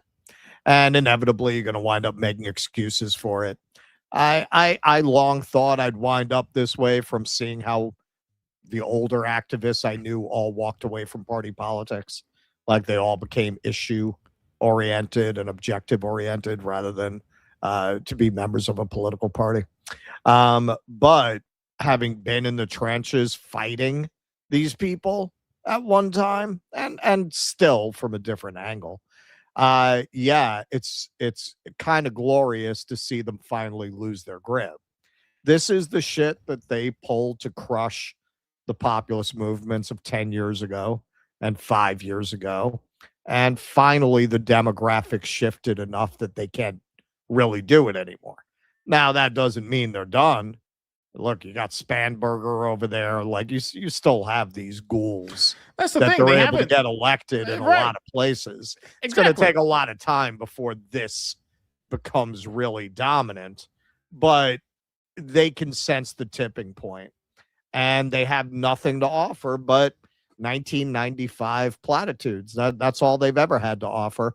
They can't move towards this movement without pissing off their donors. That's always been the place that they are. It took a while. It started really 10 years ago with this no PAC money. Wasn't really about APAC then, but no PAC money, small dollar donation. It took some time, but that model has finally gotten to a place where how you gonna run? Look what happened with Espiat, man. Espiat was up there. He wouldn't disavow PAC money. She eviscerated him. She just turned around. She said, I'm amazed that you answered that question without talking about $657,000 that you get from APAC. That's every Democrat is going to face that from these kinds of challengers. And now you finally hit the tipping point where Rachel Maddow doesn't have a veto over who wins primaries anymore. Right. Exactly. That is the big difference. All right. We're going to move right into part B of this because I feel like we always have to make special room for Van Jones. So Van Jones had a reaction to the Mamdani sweep here. Reasonable Democrats are going to have to get off their couches, roll up their sleeves. Yeah, this is the best. And start organizing real voters on the ground. Once again, now they gotta get off their couches because two DSA members won in New York City. It wasn't time to get off your couches when you lost to Trump a second time. No. That's fine. It's when two DSA members win in New York. Right. Now you have to get up off the couches. And to Russ's point in the last segment, it's not like DSA's taken over the party. They're doubling their ranks. What are they going from 2 to 4, 3 to 6, whatever it is? You had some like military guy win a primary in South Carolina. You got Graham Plattner, who's not a socialist in Maine. You got all these candidates from all over the place. James Tallarico in Texas. You got all these perfectly moderate. Yeah, look, you got a candidates. freaking Nazi in Maine. What else do you want? You got a Nazi in Maine, exactly. It's a big tent, right? It's a big tent party. You got Nazis, exactly. Nazis, CIA officers, and socialists. Yeah, it's like the Village People. Big tent party. Yeah, they could do the YMCA. You can keep the YMCA in the White House. They can reclaim YMCA. Yeah, exactly. But Van Jones has an idea here, so let's take a look. Outside of Pluto, but to have somebody who, you know, their main qualification for being in our party is they were celebrating after October 8th the murder of innocent Israelis, to have somebody in our... Okay, we're going to get into that. That's, of course, not true, but we're going to get into that because Russell was on the ground that day covering that rally, and we did a segment on it on October 9th, which would have been our first show after October 7th. So that's, of course, a backhanded smear. The people at that protest were protesting as soon as they could because they knew a genocide was about to happen. And guess what? They were fucking right. They were fucking right. Okay, but we'll get into that later. Party get the nomination, whose main qualification is saying that there should be no police, no prisons, Israel shouldn't exist. It's a red flashing light. And I think people who have more reasonable ideas in this party are going to have to start working. Because what's happening is the establishment thinks that you can just buy ads and that's going and get endorsements. That's going to somehow help you win. Trump figured out the hard way, you can't win in Iran with just bombers if you have nothing on the ground. Moderates cannot win in these blue districts. What? That's a hell of a metaphor to use. You can't win in Iran without nothing on the ground. This guy's name hasn't been mentioned in the Epstein files. Maybe they need to search a little bit because it is truly bizarre what has happened to this man. It really is. And every time we show a clip of his, I have to go over it a little bit. I won't bore you to death, but we'll take a look in a second. They have nothing on the ground. If all they have are ads and endorsements, and they don't have the door-knocking army of the DSA, you're going to see more and more of these candidates. The Democratic Socialists of America, they've got ground troops, and passion matters, and a mobilized base matters, and moderates keep thinking that they can just say shame on you and sign another check. You're going to have to put people on these doors. Otherwise, you're going to have people like this and worse taking over this party. And worse, taking over this party. So once again, he goes straight to the more polarizing positions. Does Van Jones support Medicare for all? I thought he did. I thought he was kind of a Bernie guy somewhat in 2016. No, yes. I know he talked highly of Bernie Sanders. I think he was one of these people. Yeah, Hillary's going to be the nominee, but give him hell, Bernie kind of people. Yeah. But his past is, of course, even more radical than that. I like this. Reasonable. Yeah, reasonable. Yeah. No, reasonable Democrats back that. How dare you show up at an October 8th rally protesting Israel, knowing that this was what was going to happen in the days to come? How dare you do that? How dare you say Israel should not exist as an apartheid state that brutalizes a permanent underclass? How dare you say that? This is progressive Van Jones. I actually was looking for examples of Van Jones' past radicalism, and this just came up, so it fed me back my own tweet. Yeah. But I remember tweeting this out based on one of his other bullshit, maybe the dead Gaza baby joke or something. But Van Jones was forced out of the Obama administration for questioning 9/11 as early as 2004. He knows what's up. He chooses to run cover for Israel for God knows what reason. But whatever it isn't his honest opinion. He is as vile a sellout as you'll ever find. Yeah, this guy was basically a 9/11 truther as early as 2004. He got ran out of the Obama White House for that. I love this one. This is everybody's seen this before, but this is Van Jones talking about in 1993, they were keeping HIV positive Haitian refugees at Guantanamo Bay in a concentration camp like setting, as opposed to letting them into the country and giving them care because they didn't want to get too close to them because they thought they were going to start an AIDS epidemic here. And so here's Van Jones speaking out against that. But look what he says at the very end. Look what he says at the very end. Do that in 1960. This dudes could do that in 1970. This dudes could do that in 1985 and 86. In 1993, when we have the United States government building a death camp, a concentration camp for black people who have done nothing wrong but get sick and want justice. That's all they've done wrong. If we can't close that death camp, if this generation cannot prevent another Japanese American internment in our lifetime, we should all get haircuts and go get regular jobs and give it up. Yep. Sorry about the volume on that. I'll raise it in post. I thought it was louder. That was my bad. But yeah, what he says at the end is, well, if we can't do that, we should just cut our hairs and get regular jobs and give it up. And spoiler alert, that's exactly what he did. Really incredibly odd that centrists haven't had the thought, we need door knockers and people who are excited once in the last decade until the left won big. didn't hear this after Trump won twice. Why is that? Funny thing is, they didn't even win that big. They won a couple seats in New York. Yeah. You know, it's still very much a corporate-owned party. But I think what you're seeing here, when even guys like Van Jones, come out and sort of sound the alarm, is that these small victories actually do mean something. If they didn't mean anything, they wouldn't be this hair on fire over it. I'm actually surprised at how hysterical they are. Russ isn't. Russ kind of saw this coming. I didn't, because I figured, all right, they're going to chalk it up to it's Mamdani, it's New York, he's got the juice now. They still got the fucking 410 other seats in Congress as part of basically a uniparty on everything that matters. What is the big deal about this? But I guess it is a big deal, and I guess it's a big deal for reasons that we talked about earlier on the show, which is that these ideas are actually not radical. If you have a radical idea, it's pretty easy to marginalize you in this country. But a rent freeze is not radical. Medicare for all is not. None of these are radical. None of these are radical. Just go down the list. That one is more popular than the next. You're talking about margins of plus 30, plus 40, plus 50, plus 60. These are all ideas that, ironically, are used to save capitalism, not to destroy capitalism.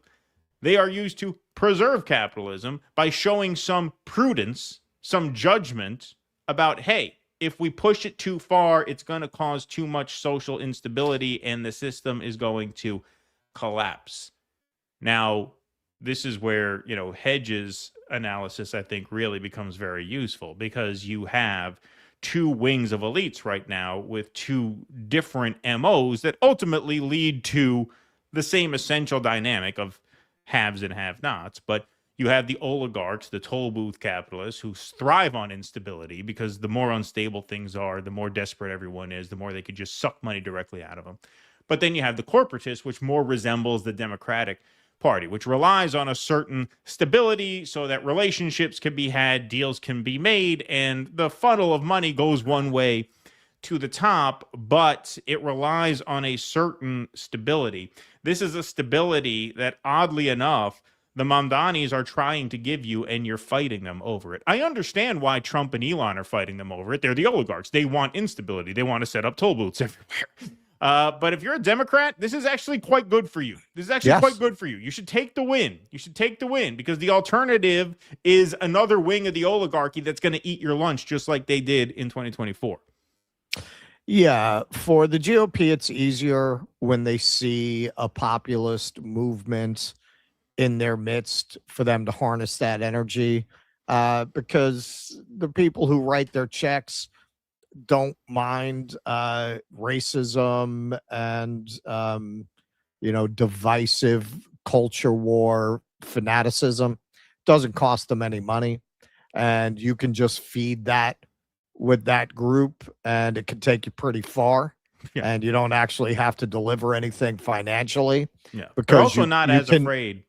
Sorry, go ahead. You can tie an economic philosophy to that hatred, right? Yeah, well, you wouldn't have that problem if you didn't have all these immigrants, without ever mentioning you wouldn't have all these immigrants if you didn't bomb the fuck out of their countries, right? It kind of hide the ball with that part.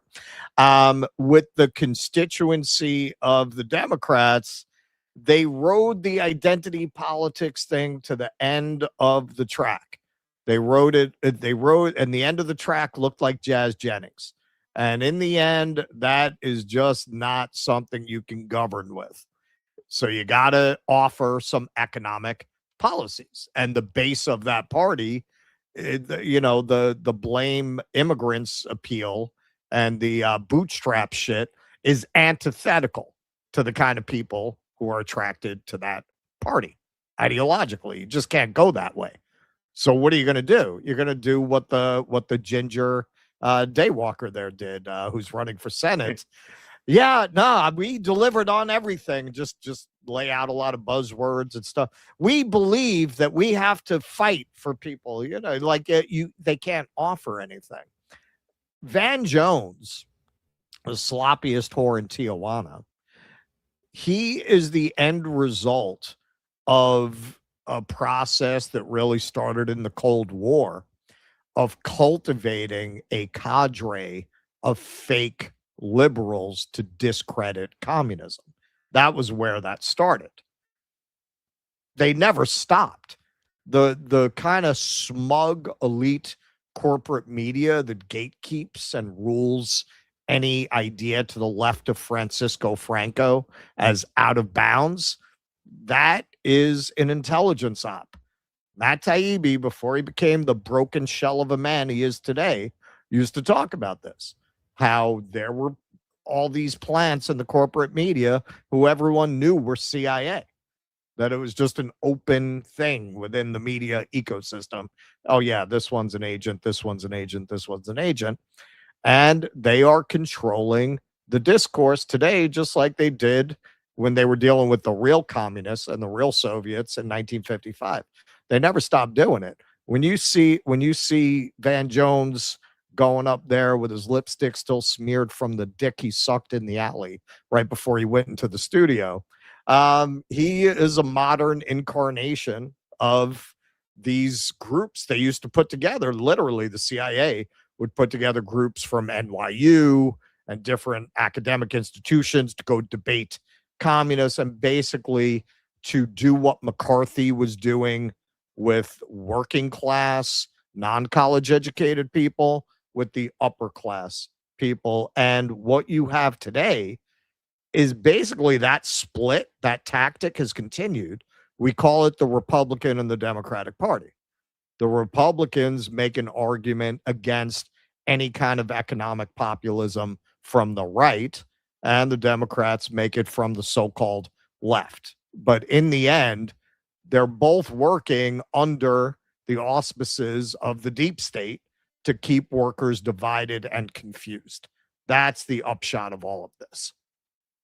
Yeah, and the only thing I was going to say is the right wingers tend to be less afraid of losing elections because, as a rule, they tend to, maybe this is shifting a little bit now with the AI stuff coming in, but they tend to come from industrial capital where, hey, you can always go back to selling oil, right? Like if you rise in the ranks in the Democratic Party, you likely come from like law firms or think tanks or consultancy groups or advocacy groups, at which point your market value is diminished by really taking it on the chin in a run for office. So that is another difference that has kind of divided people historically. Although now in the AI those guys, age, who knows? They just go work for Amazon. And, Yeah. All right. Let's move right on along here. All right. We'll take some more chats and rants in just a moment. Just a quick word from Rumble Wallet before we continue on. So just a quick question for you all. How much control do you have over your money right now? Because technology has changed everything, and now it's changing how money works. And so what started as a niche is now going mainstream, and Rumble is in on the action with faster payments, more control, and fewer middlemen. That's what we're here to talk about. Rumble Wallet. This isn't hype. It's just where things are going, and getting started today is easier than you think. With the Rumble Wallet, you can buy Bitcoin, hold dollar-backed stablecoins, and even own digital gold backed by real gold, all in one place. It's a non-custodial wallet, which means you, not a bank or a platform, control access to your funds. Setup is simple. It connects with MoonPay, so you can use your debit card, your credit card, or your bank account and be up and running in minutes. And for a limited time, you could start your wallet with $10 in US stablecoin by downloading the Rumble Wallet and entering my exclusive promo, or our exclusive promo, I should say, which is DUE10, DUE10, when you sign up now. You can even use your Rumble Wallet to support your favorite Rumble creators like us directly. And when you Rumble rant us through the Rumble Wallet, the platform takes zero fees. So it's a great way to support your favorite creators here on Rumble. So get started now by scanning that QR code, clicking the link in the description, or you can go to wallet.rumble.com/DD and download Rumble Wallet. From there, you can set that wallet up, enter the promo code I mentioned, DUE10, DUE10, to get your $10 in US stablecoin. It's a limited time offer, so act now. Scan the QR code, go to wallet.rumble.com/DD, and take control of your money. Get started with the Rumble Wallet right now while you're watching the show. Okay. You want to take some chats and some rants? Let's do it. All right. Hey, before we do that, let me just do one quick thing here. We are at 2139 in the YouTube room. And we got 870 likes. All righty. All right, I got to load in that Rush thing. Oh yeah, that's right. 2112. Ava Session. They hate Mamdani because their beef is weak. Beef is weak. They got weak beef. Pete Sweet. Orwell stated, every line of serious work I've written has been versus totalitarianism and for democratic socialism as I understand it. Always going to be between democratic socialism versus fascism in America. Yep. Exactly. I agree with that, actually. Media Le Grand Soir. Fun fact, every time I press the like button, something good happens to me. Everyone watching should try. Thank you. And actually, that's 50 euros. So I'm pretty sure. Yeah. There you go. It's That's over nice. 50. Thank you very much for that. Thank you. Russell's Peasant Mind. I think if everyone wore name, all would be solved. You mean name tags? Is that name tags? like Cosmo Kramer's idea? Is that what you're saying? DC, China got 9/11 and the world is just like, Did they? I thought it was an accident. Isn't that why it's not being made a big deal of?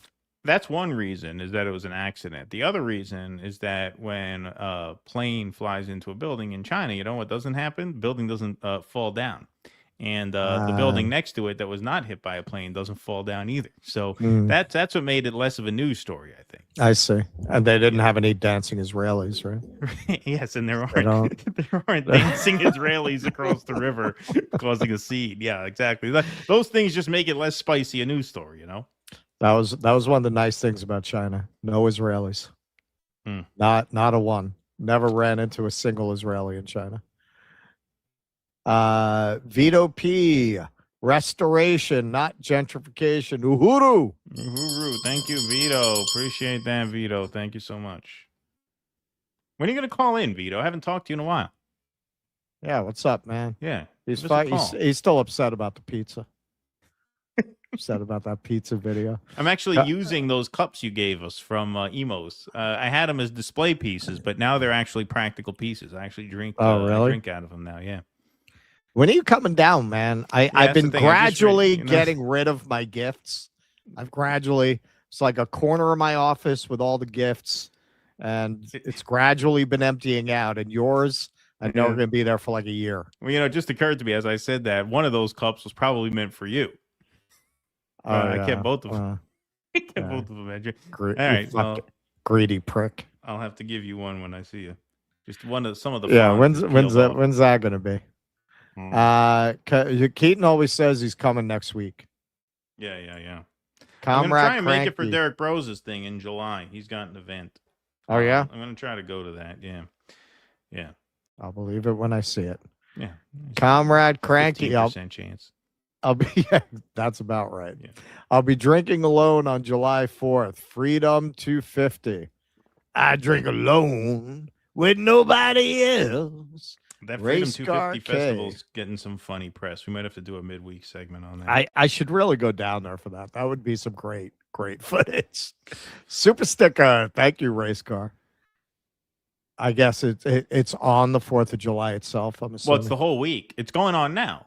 There's clips on Twitter of like when is Patel's Honey Pop performing? Well, I think she already did. I think she sang the national anthem. She already did. Clips of that, yeah. Oh, you know who's down there? That guy Scott Labido, the artist who threw pizza into the city hall when they banned the coal ovens. You know that guy is a big right wing. Yeah. He was interviewed on Fox News. Don't let them tell you there's nobody here. It's a very successful event. And then you see the B-roll, and it's like the mostly empty mall. Okay, but the big finale is July 4th. Then. I would assume, yeah. Yeah, that would be pretty funny. Mark Pugliese, Gottheimer's a POS. Mm-hmm. Deep Green VO, Timu, Abby Martin, Mallory McMorrow. I wouldn't even give her that much credit. Virtuoso, Corporate Dems is singing that famous tune by Leslie Gore. It's my party and I'll cry if I want to. LOL. You got to love it. I mean, it is amazing how, as Keith points out, I mean, what are you talking about? You're talking about 3 seats in New York, one of which went to a moderate Democrat. Yeah, one of them went to a liberal Zionist. Yeah. Exactly. Yeah. Pete Sweet, wonder if AOC signed the anti-socialist pledge. She did in her heart. FDR would be seen as a communist in today's Democratic Party. Yo, man, Richard Nixon would be seen as a communist in today's Democratic Party. That's the thing. To my point, I mean, it's a similar dynamic where FDR saved capitalism by implementing the New Deal. The New Deal was meant to provide stability under a capitalist system, right? And that's what this is too. Like that's what all of this is too. It's very, very mild shit. Like none of it is going to upset the apple cart all that much. It's just going to give working people a modicum of security in their lives, and they have a fucking bitch fit over it. It's horrible. Eric Rousseau, promise to America donor class. And Israel should not exist. The Gorbachev's coup and the fall of the Soviet Union was the worst tragedy of human history. I see no hope to the humanity. Our species will disappear quickly. Well, listen, man, you got China. Yeah. You got China, you got Vietnam, my favorite place. I had dinner with Jimmy the other night. I think I talked him into it. I think you're going to see Jimmy go to Vietnam. I think he was intrigued. Mark Pugliese, what made me start to question anti-communism was the realization that you can only destroy totalitarianism by being totalitarian yourself. Yes, that's a good way of putting it. You know, one thing that Hedges also talks about, and I think very intelligently, and this is how I've always felt this, but I've never been smart enough to articulate it the way a smart person like Chris Hedges can, is, you know, power is a permanent problem, right? But power is always a problem because people who have power, the way they accrue power is by dominating other people. That's what power is. And so, you know, I don't think that's escapable. I think like doctrinaire communism assumes that power can be perfected and molded and sculpted to utopian ends, whereas I am more of the opinion that power must always be restrained. It has to be constrained. It has to be checked constantly because human nature has to be checked constantly. So I agree with that statement. But yeah, anti-communist dogma is I mean, in recent decades, anti-communist dogma has been far more dangerous than communist dogma. I think there's really no question about that. In terms of body count. That's it. I'm gonna finish Finks and I'm gonna have the author hopefully on Jimmy's, because I think this is something people really need to understand. That the entire discourse is a psyop. The whole discourse is a psyop that they have been perfecting for 70 years. 70 years they've been perfecting the tactic of having meatheads like Hannity and effete liberals like Maddow representing the poles of politics for the plebs. Right. Eric Rousseau, will Mamdani do something about the tunnel Jews? You should ask. I don't think so. Out there, I think they're financing them secretly. That would just be the most amazing thing, to get an interview with Mamdani and ask him about the Jew tunnels. I mean, how blockbuster would that be? No matter what he said. Yeah. Just to get the answer. I had the opportunity. I should have asked him that. You should have asked Tesla him dealership. Yeah, you really should have. You really ugly should've. Old. What do you plan to do about the problem of Jew tunnels? If I read Mamdani right, he would have smiled, laughed, and walked away.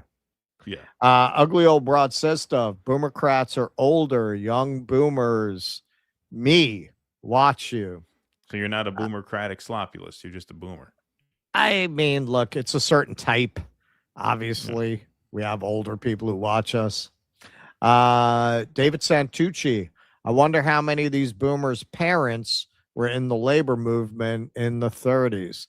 You know, my grandfather was funny, man, when I was first like really thinking about communism and even becoming aware of it as a teenager.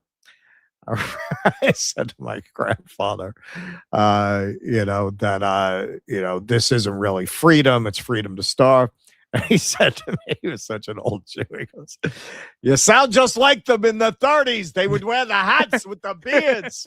You sound just like them. I asked him about what it was like during the Depression. And he said, he seemed to feel like it wasn't as dramatic as you would think from the footage, but that's probably because he was in New York.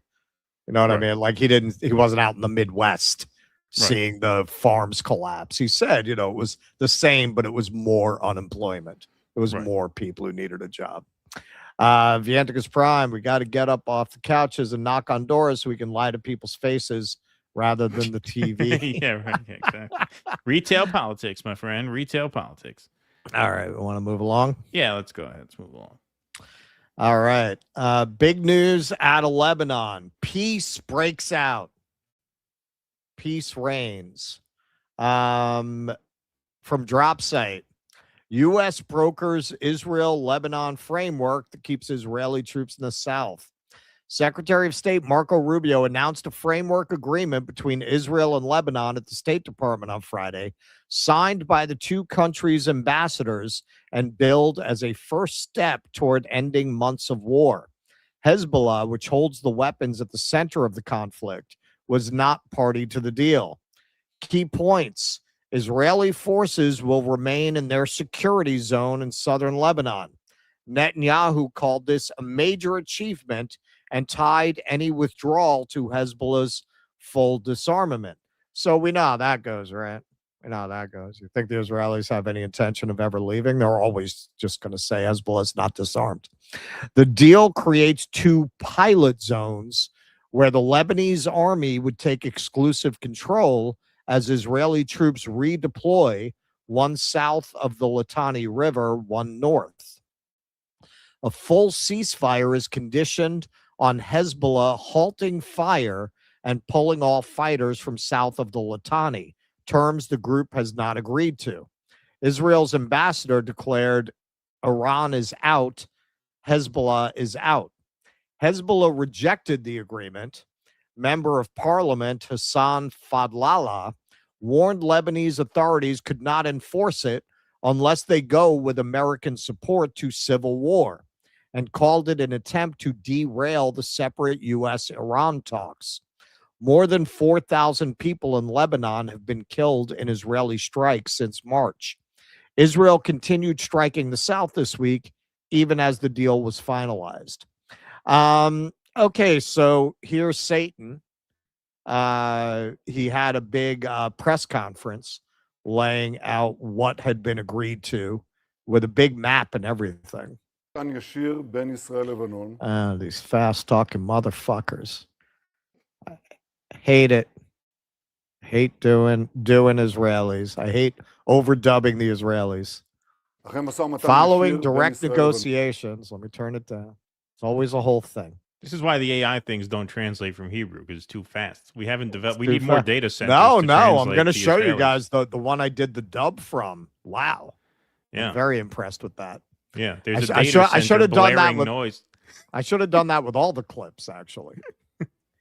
Following direct negotiations between Israel and Lebanon, mediated by the United States, we have reached a framework of understanding that allows us to move forward towards ending the conflict and, God willing, eventually reaching a peace agreement between the two countries. Under these understandings, the U.S. and Lebanon have recognized Israel's right to maintain the security zone inside Lebanon for as long as it is required for our security. We will continue to hold it until Hezbollah and the rest of the terrorist organizations are disarmed, and until no further threat to Israel is posed from Lebanon. Israel and Lebanon have agreed on 2 adjacent areas near the yellow line recommended by the IDF, where there will be a pilot program for disarming Hezbollah and transferring the territory to the control of the Lebanese army. I'll show you this on the map. The black line is our international border with Lebanon. The yellow line is the security line, or more accurately, the security zone.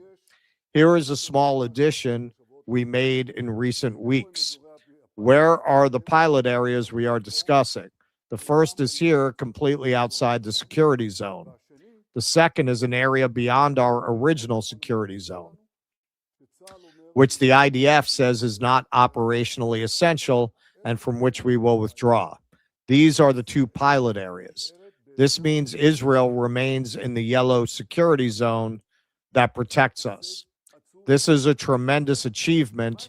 Tremendous, because what were they trying to do? They tried to get us out of there through all kinds of pressures. That, of course, will not happen. Okay, so in other words, they're taking over the south of the country, which is what they wanted. Sounds very from the river to the sea. So here he is. He went on to talk about the possibility of a 2-state solution. We're gonna email this to Brad Lander. Try to get some comment from him. Another principle of the government, of the broad national government that I intend to lead, is that there is no room for 2 states. Between the sea and Jordan River. There is no room for 2 states. Now, you asked me 3 years ago, before the war, the public was divided on this issue. Although I believe that most of the public was opposed, a significant portion supported it. I think that has changed. This is now a basis for agreement. Okay. All right. He said that before.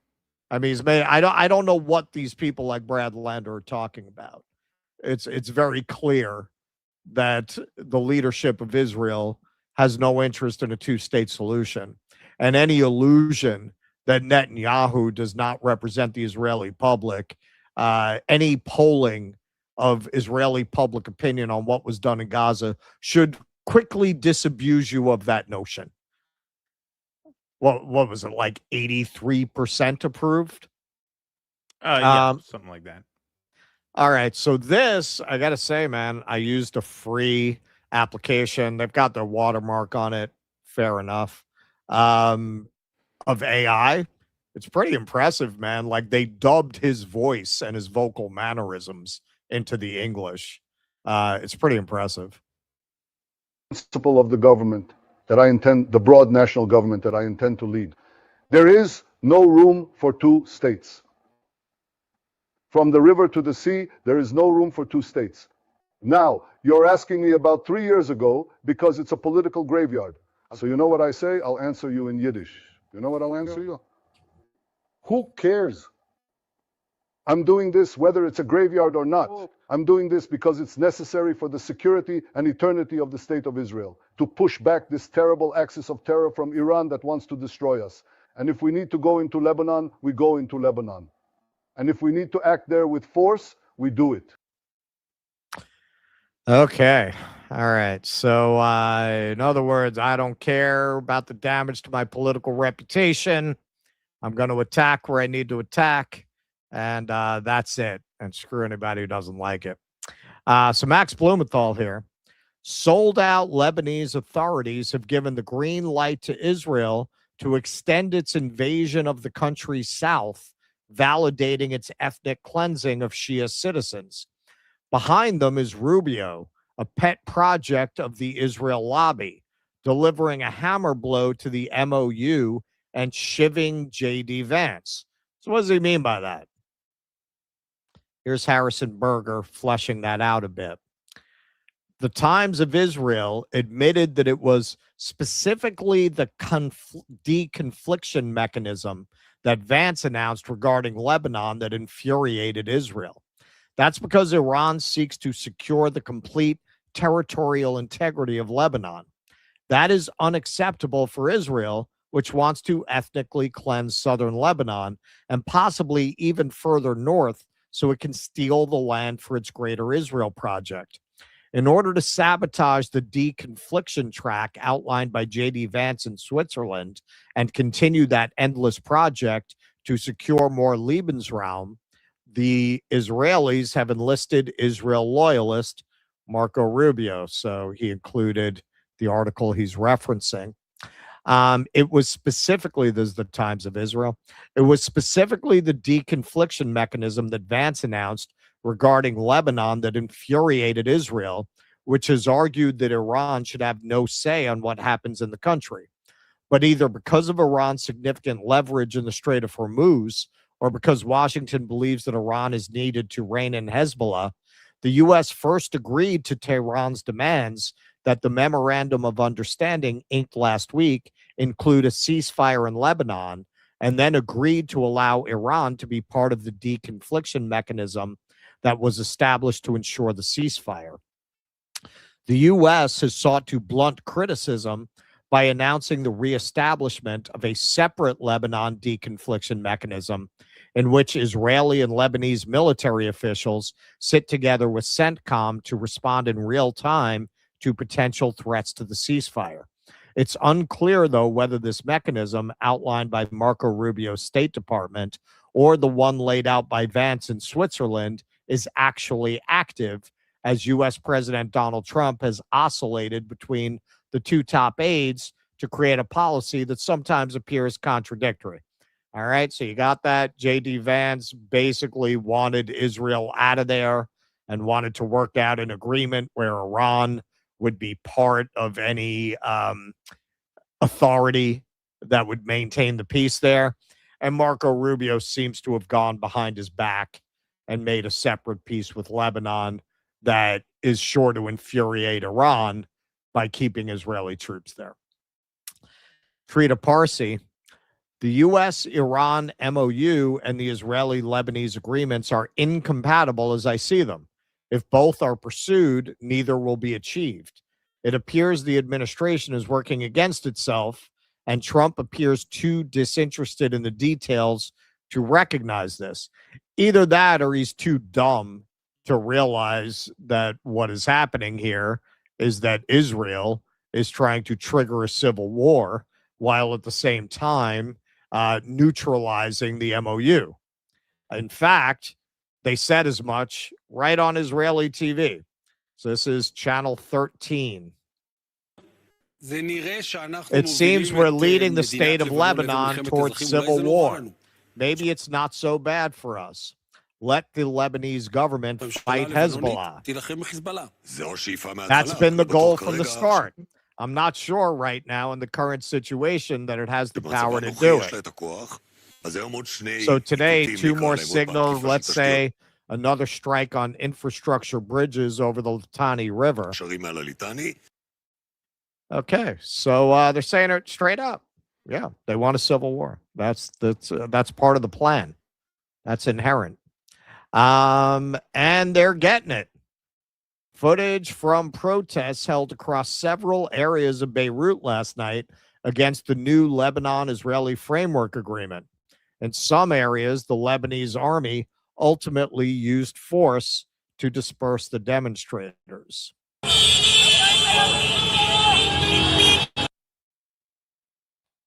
Yeah, mostly fiery but peaceful demonstrations there in Lebanon last night.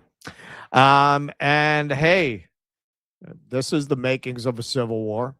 A large majority of Shiites, 88%, opposed Hezbollah's disarmament, in addition to 70% of Sunni respondents. Conversely, 89% of Orthodox Christians, 87% of Maronites, and 77% of Druze said they agreed with the need to disarm the Iran-backed terror group. However, the Christian and Druze together constitute about 30 to 35% of the population. So they are a minority, but a large enough minority to stir up civil strife. And another way you get a civil war going is by displacing people from 63 different villages. The Lebanese government has handed over the following villages to Israel under its normalization agreement: Lebanese citizens can no longer return to their homes and are experiencing a Nakba-like event.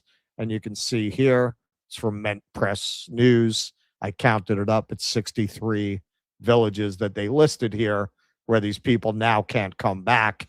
And I'm sure they know Israelis enough to know there's never going to come a day that they say, yeah, no, we'll leave. Sure. Hezbollah's neutralized. We're out of here. Come back to your homes. Ramzi Kais. Under the framework agreement, Lebanon commits to, quote, the cessation of all hostile or adverse actions in international political or legal fora. Shameful to see Lebanon's government, headed by the former president of the ICJ, no less, relinquish war crime victims' rights to justice.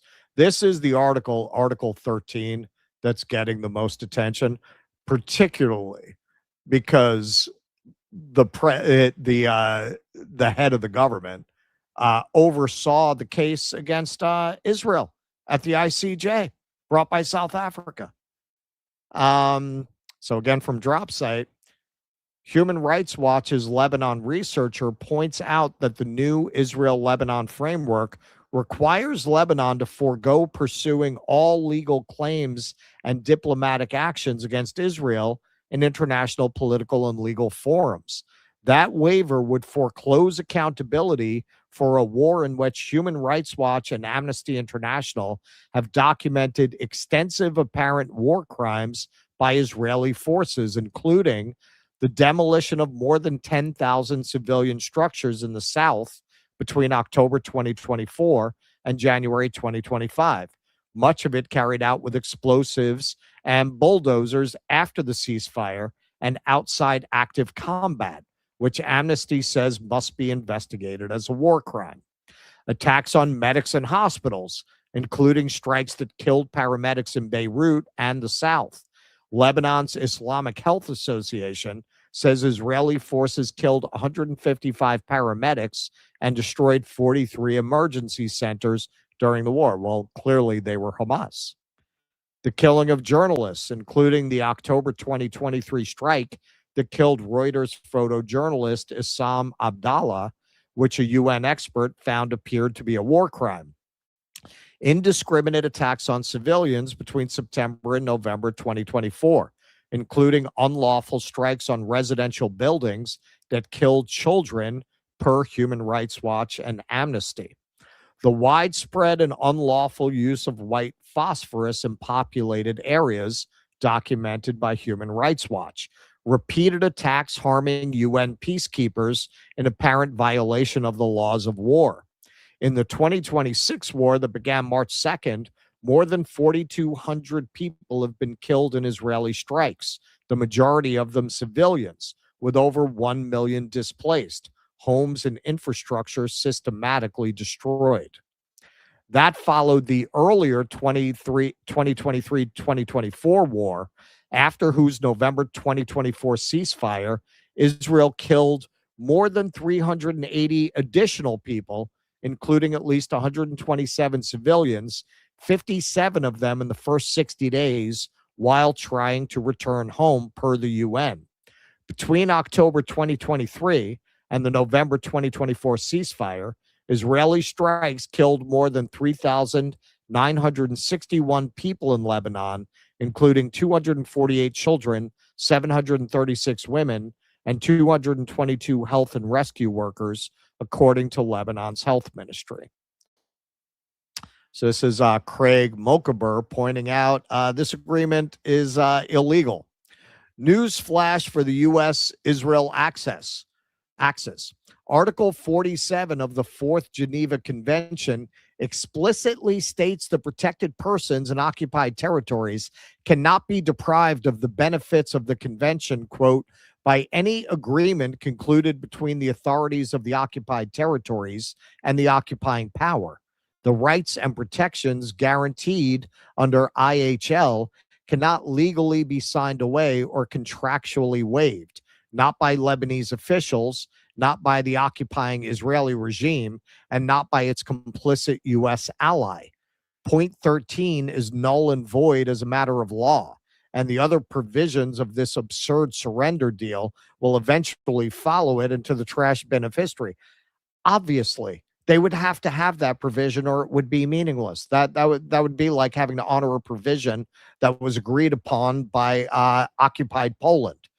What power do they have to resist or to make an agreement of their own free will in the face of an occupying power? Rania Kalik, a Lebanese American journalist, this is from her own article. The Lebanese elites who promote this submission to empire love to invoke sovereignty. They talk about Hezbollah as if it's an alien force implanted by Iran rather than an organic, indigenous, and popular military formation born out of resistance to Israeli occupation in the 1980s.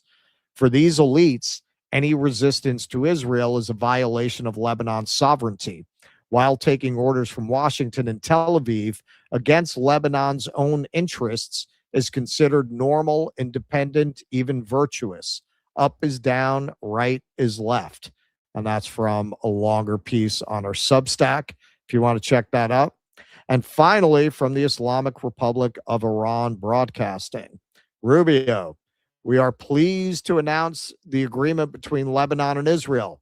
They have suffered from foreign interference. Rubio did not mention why Israel attacked Beirut Airport in 1968, 10 years before Iran's Islamic Revolution. Yeah, we know this has nothing to do with Hezbollah, and we know they have no intention of leaving. Why the Lebanese government is agreeing to this, particularly when the head of state was a former ICJ judge who presided over the case against Israel. Nobody seems to really be able to explain how that happened. But the Lebanese people are furious. Hezbollah is not going to agree to it. Now, I've seen some reporting since I worked on this piece saying that the agreement has to be ratified by the parliament, which is predominantly Shia, and there's no way that they're going to approve this. But this is why, when there was all this, peace breaking out about the MOU, I dismissed it out of hand because the Israelis won't allow it. They're not going to allow a peace. Absolutely not. There is no way that you could get a peace in that region unless the United States cuts Israel loose. And as you could see, even within the administration, even if you assume that J.D. Vance is really against this war, and there's some pretty credible reporting that he was against it in the room at the time, although they say Rubio was. So was Rubio. So was Rubio. But it looks like Vance was making efforts to make a peace that included Iran, and Rubio went around behind him. At least that's the appearance, and made a deal that is going to result in civil war in Lebanon and establish terms that Iran is simply not going to accept. If there's anything we've seen over the last few days, they're not fucking around. Iran's not fucking around. The U.S. tried to experiment with using a route for the ships that went down by Oman that would bypass the approved route that Iran had established, and now they're trading fire again. There will not be a peace as long as we have an alliance, if you want to call it that, with Israel, and our government is too compromised to break that alliance. It doesn't matter what they announce; it's not going to hold. Well, yeah, they're going to exhaust every option at their disposal, and that is going to mean taking Lebanon any way they can, and obviously instigating and agitating for a civil war is one means to that. And as for the president of Lebanon, I think it is a move of surrender, obviously, that is probably born of a fear of what happens to his state if he doesn't sign it. But of course, what happens now? What happens now? You're going to have opposition from within, and now you're between a rock and a hard place. There is no way out of conflict with the Israelis, because the bottom line is the Israelis want that land, and they're not going to stop agitating for the destruction of your state one way or another, however they go about it, through direct confrontation or for, as they say right on television, as if no one's watching, but they say it right on TV, right. Instigating a civil war is in our interest. No, it's just really terrible. And one of the slides there, forget which one, talking about how Trump acting as if he is unaware of this. He's talking real tough about Lebanon just about a week ago. It's very unfair what they've done to Lebanon. Lebanon's a beautiful country with this great culture. Right. They've been treated Right. horribly. Where's that guy? Right. Would he get a call again? So yeah, I mean, these things you just take day by day. It just broke before the show that the United States and Iran have agreed to now stop firing at each other and go back and talk. The market opens tomorrow. Yeah, it's the same. It's the same old thing. Ultimately, there's no way out unless and until the United States tells Israel no. That's it. No, it's as simple as that. That's all that has to be done here. And now we know. Here's the thing that's so kind of crazy about this. And this is why it's amazing that Trump could go and give a press conference for an hour straight, like he did about a week ago, whenever that was, and then revert back to this kind of weak postures. Now everybody knows that what you need to do. Like, right. It's obvious to everyone that it's obvious to you what has to be done here, which is Israel has to be told, no, enough, it stops right here. We know you know that now. There's no mystery about that. And you're still going to get cucked by these people in broad daylight on the world stage? Man, that is pretty weak tea, I got to say. That is pretty weak shit. That is not very alpha. Not very alpha. Not good. Believe me, not good. Ouch. Who amongst us who has not taken a 15-inch dildo from Miriam Adelson can judge this man? Yeah, exactly. Who among us who has not been threatened by BB's dog can judge this man? That's right. All right, Jake, can we throw the scroll up, please? And thank you very much. All right. We may just go straight to your segment because we're running a little bit long here and we got a lot of chats. So why don't we do your segment next? And if there's time, I'll do mine. If not, I'll do it Tuesday. It's not urgent. Yeah. If you need socialism with natural resources, infrastructure, and natural monopolies like utilities, a strong welfare combined with heavy regulation of cancer capitalists, but go laissez-faire on diabetic socks. Good one. EO Shush. Appreciate that. Nice build up, nice punchline. Hey, folks, it is Sunday night. So if you would like to become a member, now is the time to do it. If you want call-in access to our Q&A. Our Q&As happen every Sunday night after the main show over on Rumble, and it will be happening tonight as well after the conclusion of this show. We're also doing Film Club on Tuesday night, The Beat Generation, An American Dream, an hour-long documentary on the Beat Generation artists of the 1950s. That'll be fun. That's a new addition to the Right Brain TV catalog. So we're excited to share that one with you all. Our film club nights happen with our friends at Right Brain TV. They share their catalog with us. And so if you'd like to support them, you can go to rightbraintv.com and enter coupon code DD2026 for 40% off an annual subscription to rightbraintv.com. You get access to their full library of cinema from all around the world. We do one showcase per month with them as per our arrangement, but we will never scratch the surface of their catalog. They have so much cool stuff there. So if you'd like to become a member, DD 2026 gets you 40% off your annual subscription over at Right Brain. And Film Club will be Tuesday night. So we'll start the show in the evening, probably a 6 o'clock start. And then we will do Film Club after with your call. So it's a great week to sign up at dudissidents.com/Patreon, Substack, or Locals to get access to those perks. John Olmstead says, okay, so hear me out. Blakely and Breonna Joy Gray for president 2028. It won't happen, but that'll be a winning ticket. I think. What about us? You don't think Yeah. we could win? Yeah. What the fuck?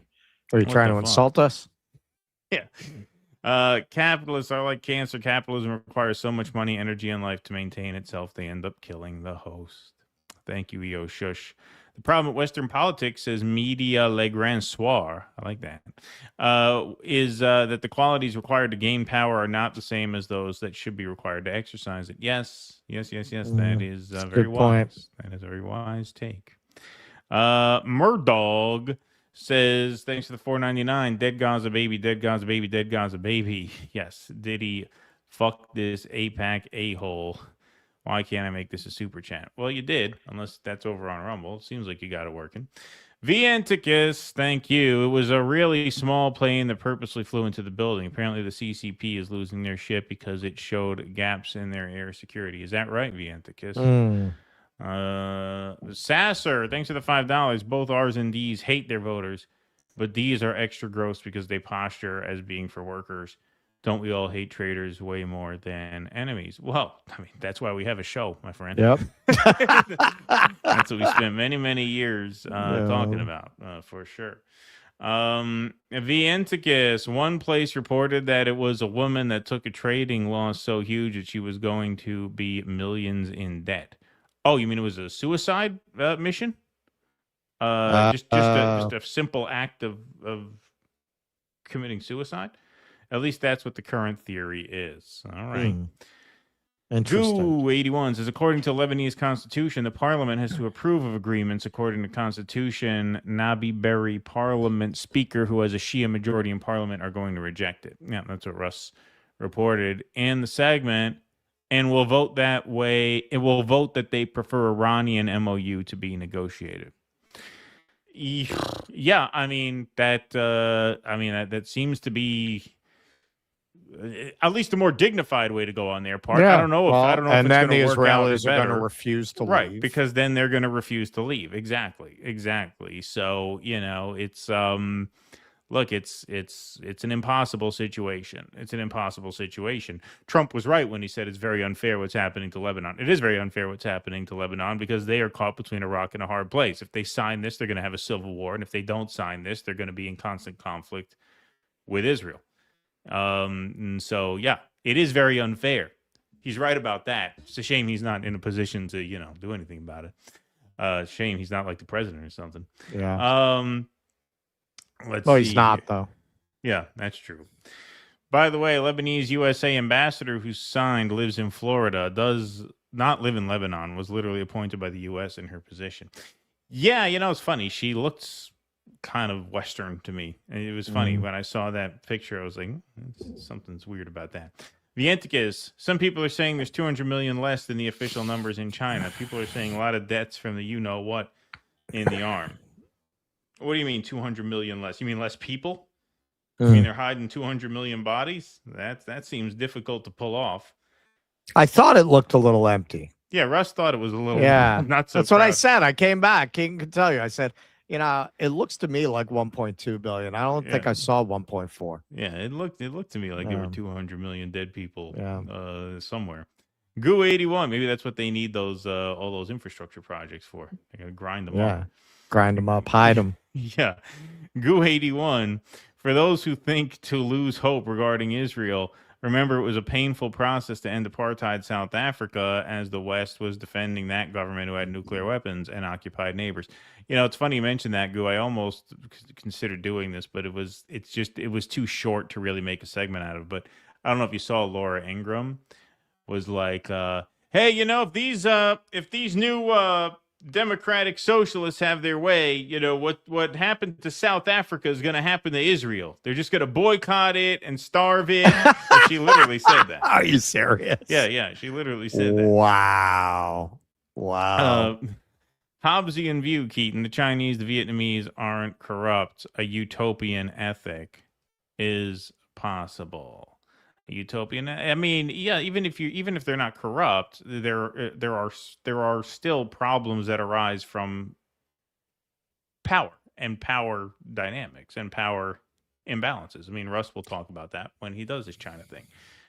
Like there are problems in that system of constant surveillance. Like the government's eye is on you at all times, right? Yes. So I'm not saying we Yes, it should. is. I don't want war with China. I'm not a China hawk. They've achieved an economic miracle in China. Even Trump says that. Even the system shouldn't work very well, but it works, right? I'm just saying there's always going to be whenever power is a permanent problem. Power is never, to me, I don't think of power as being capable of perfection. I think it has to be restrained, because power it will always grow until it is restrained. I think that what's very interesting about China is they've answered that problem by ensuring that the people who have power are trained in a certain way of thinking. Right.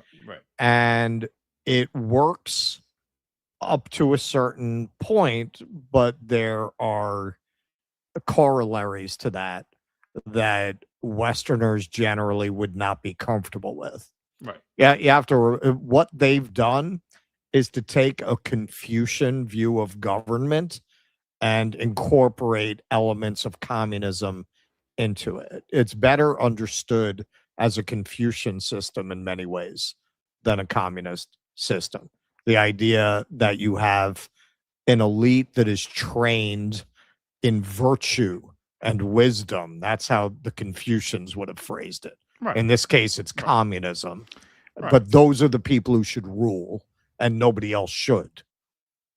Right. Exactly. And I've never been a China hawk ever. And I never will be, and most of the shit we own in our homes are made in China. So they can't be that bad, right? They can't be that bad threatening, right? But that doesn't mean I believe in utopian systems. I don't. And that's why I've always been a stubborn pain in the ass when people try and pin down, well, what are you? What are you? I don't really have an answer to that, because I resist that kind of dogmatic thinking. It's always just been my inclination. I've always had that sort of chaotic streak in me, if you will. John Smith, super sticker, thank you very much. Eric Rousseau, I'm occupying my neighbor's front lawn as a security zone until his dogs are defeated and stop pooping on my lawn. I plan on keeping his yard forever, though. Thank you, Eric Rousseau. Appreciate that. Wow, got a lot of these tonight. Thank you for your generosity tonight, folks. Appreciate it. Shout out to Jake in the booth, of course. Lastly, has there been gunfire between Syrian resistance in Golan Heights and IDF now? First time heard. Did you hear about the attempted coup of the Iraqi government that was thwarted? Yeah, well, there's breaking stuff on that, so we'll probably do that on Tuesday. Didn't Trump sign some executive order taking control of their oil fields or something like that? I don't know that for a fact. That's just, I'm going off memory right before the show, but perhaps we'll do that on Tuesday. Jerry, do you know who's DSA? Your cousin Jeffrey. That's right. He likes the snapping. David Santucci, yes, Hezbollah could disarm, or they could just kick the Israelis out of Lebanon. Again, thank you, David Santucci.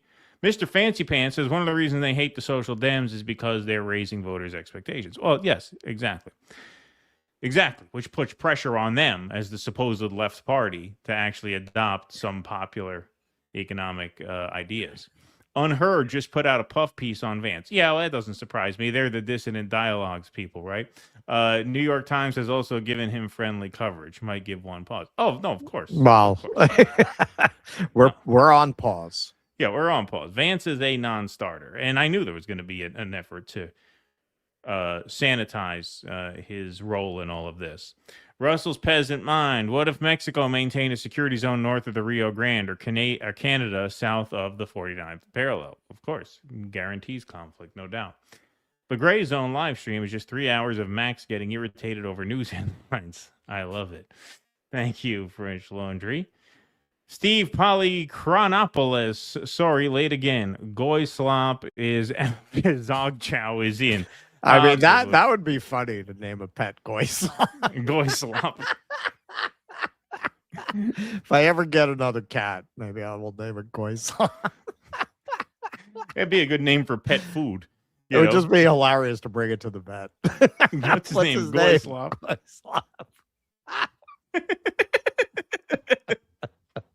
It would have to be like a it would have to be like a very waspy breed, like a breed associated with the upper classes, like Siamese cats, something like that.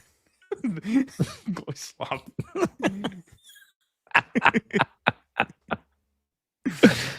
You should name a sport Goyslop. We should create a sport. That would be funny. We create a sport called Goyslop. Cricket. That would be pretty funny. Yeah. Another funny thought I had was Netanyahu, when he's standing in front of the map, looking at the map, he looks like a weatherman. Looks like an. Yeah. What about an Israel? Imagine Netanyahu as a weatherman. That'd be a good sketch. An Israeli weatherman who doesn't just predict the weather, he controls the weather. An Israeli weatherman who just looks at the map and determines what the weather will be. We're going to have a high-pressure front moving into Uzbekistan on Wednesday. We're moving our satellites here over Arizona. On second thought, let's make that a low-pressure front moving into Uzbekistan on Wednesday. And France, could be tornadoes in Paris this week. Maybe, maybe not. Depends if you make it nice with Israel. You see that heat? That's what gives me pause about moving to Europe. Actually, they have global warming at a much faster pace than the rest of the world. I saved an article about it. I don't know why. I have to read it. That's because all the white people there. White people cause global warming. Well, they do because they absorb the sun. Yeah, they absorb the sun and they use too much air conditioning. Yeah, not in Europe. That's why so many people die when they get these heat waves. They're not like us. Yeah, no, of course. No, it's pretty brutal stuff. I did see an article about that today. Ex-Barbarian, this level of absolute political impotence to endless slaughter and genocide suggests Zionism is more than simple corruption or ideology. It affirms absolute Rothschild-like global control. Well, it does. It does. I mean, you look at the tentacles reach far and wide. It is a mafia-like dynamic. I mean, they are literally holding the world hostage. So don't tell me they don't have any control over this and this is all just the United States. I mean, again, it's not to exonerate the United States. It's a devil's bargain that the United States made when they got into bed with the Zionist project, but it's clearly a situation where all of humanity is being held hostage to their ambitions. Russ, I've adopted the peasant mind from you, and now I use it every time I see working people glazing over billionaires. We're a long way from a revolution. Well, you got that right.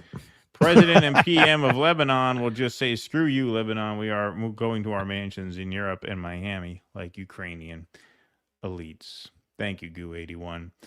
All right. Getting a little late tonight, but we're going to do at least one more segment. So why don't we do this one? Why don't we go with DAC? Okay. So one of the main points of attack that libs having this meltdown and Zionists having this meltdown about Daria Liza Avia Chevalier, soon to be my congresswoman, is that she attended a rally on October 8th, 2023. So here's a little supercut of some of those reactions. To be on the left side of Pluto, but to have somebody who, their main qualification for being in our party is they were celebrating after October 8th the murder of innocent Israelis. To have on October 8th, October 8th, the only thing that had happened is that Israel had been attacked and people had been brutally murdered and raped. And so on October 8th, I don't think there needed to be rallies cheering on Hamas. You're calling her an anti-Semite? I'm going to full-blown call her an anti-Semite. She would proudly call herself that. Here's where I have a problem. She has not apologized for attending an anti-Israel rally on October 8th, 2023, a rally that was condemned by Zohran Mamdani, she should have waited till the genocide and was Brad over. Lander. Yeah, and actually, Zohran Mamdani did not condemn it. When they asked him about, genocidal chants, he said, of course, he said, I would condemn that. Spoiler alert, I was at the rally. That was one of the first on-the-ground reporting pieces we ever put up. And Well, you'll see for yourself because we have resurrected some of that footage. Aramate, Pod Save guy calls on Daria Liza Avia Xavier to apologize for protesting Israel on October 8th, 2023. You want her to say sorry for wanting to stop a genocide? On that day alone, Israel killed around 400 Palestinians in Gaza. Yeah, and to reinforce that from Drop Site, by the time Avia Xavier attended the October 8th rally, over 413 Palestinians had been killed in Gaza. The Israeli military had struck 426 sites across the Strip, according to official Israeli figures, and more than 2,200 Palestinians had already been wounded. So I'm not a big watcher of The View. I don't know who that psychotic Zionist is, but what she's saying that nothing had happened on 10/8 other than what happened on 10/7, total bullshit. But it's not just a matter of what had happened. It's a matter of what was obviously about to happen. I knew what she's about to say in this clip. Exactly. Like, it was a matter of what everyone knew this was going to be a genocide. I knew almost nothing about this conflict on October 7th. And I said on our first broadcast since October 7th, on October 9th, there's about to be a genocide. So if I knew that, I guess people who know the conflict a little better than I do knew it too. And that's what they were out there protesting. And you're going to say they shouldn't have been there then? What? No, they should wait. They should wait until now. They should wait until it's Donald Trump's problem, like John Favreau did, coward that he is, as opposed to protest while Biden is president. Get the fuck out of here. What a dick. Yeah, so here's how Daria Liza answered this, and that's very much what she said in the debate with Espiat. One who was in the West Bank when tensions were rising after a kidnapping that had happened. And the day after I arrived in the U.S., Israel began bombing Gaza. And I remember sitting at home, scrolling through the photos of the 1,400 victims of that bombing. The 1,400 Palestinian people who look so much like the people I had just left behind in Nablus. And feeling so incredibly powerless to do anything to stop their deaths. I was there at that rally on October 8th because I remembered what happened in 2014. And I knew that the reaction would be an outsized reaction that would cause the death of thousands upon thousands of people. And that is what I was there to protest. And that my opponent continues to dehumanize Palestinian life, continues to dehumanize me for caring about human dignity, is something that, frankly, I would not tolerate if not for the fact that this fight for me is a fight for my community. It's a fight to make sure that the people of New York 13 have someone who's going to fight for them.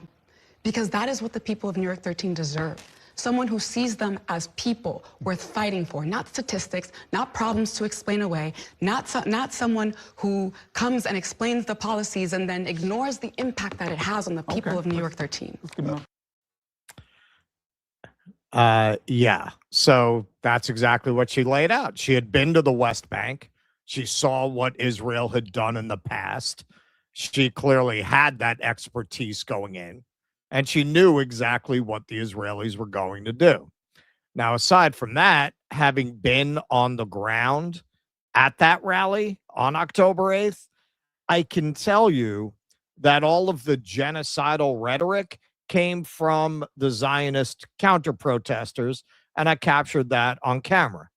Now, if you've watched the show for a while, we are relentlessly honest. I would tell you if I heard other things or saw other things. I did not. I did not see that coming from the other side. Now, that is very typical in my experience of establishment-endorsed protesters versus the on the outs with the establishment protesters, because the ones who are on the outside of establishment consensus know that they can't afford to have a bad soundbite picked up by the media. So they tend to be much more cautious in the way that they present themselves. And when I would go to Sanders rallies, the Hillary people could say whatever the fuck they wanted. They could say anything. They could attack women who support Sanders. They could say whatever they wanted. But the Sanders people, they would I worked security for a lot of Sanders events. They would have people go out in the crowd and make sure to take down signs that could be seen as misogynistic towards Hillary. Like, that was part of your assignment if you work security, to go out there and be like, hey man, could you take down that sign? That's too much. If the news gets a hold of it, it's going to be bad. So the only people that you heard that kind of thing from, genocidal rhetoric, were the Zionists. So this is a cut from a longer piece that we did. Video's a little washed out because it's gone through like a few different transfers, but certainly clear enough to see what was going on there. Yeah, let me just say one thing before we do that as a disclaimer, because I remember we had to do this when we showed this the first time. So there's obviously really terrible things being said here. We would just want to say to our bosses at YouTube, this is presented as news, educational, documentary content. So we do not endorse the extreme views laid out here by the lovely Zionist community in New York. This is news, educational, and documentary content. So, you know, take it easy.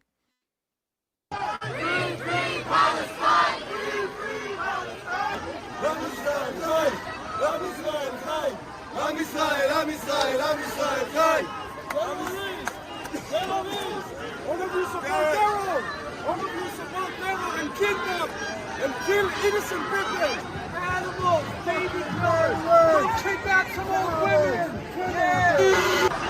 fucking murderers, kidnappers. How can you be a Jew and support terrorism? How? Explain it to me.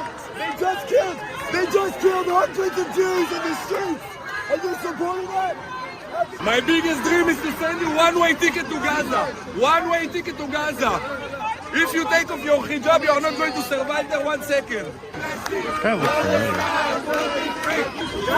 is that way. Gaza that way. This guy's never. They don't know what the hell they did. They all failed history class. These fucking idiots failed history class. They don't know shit.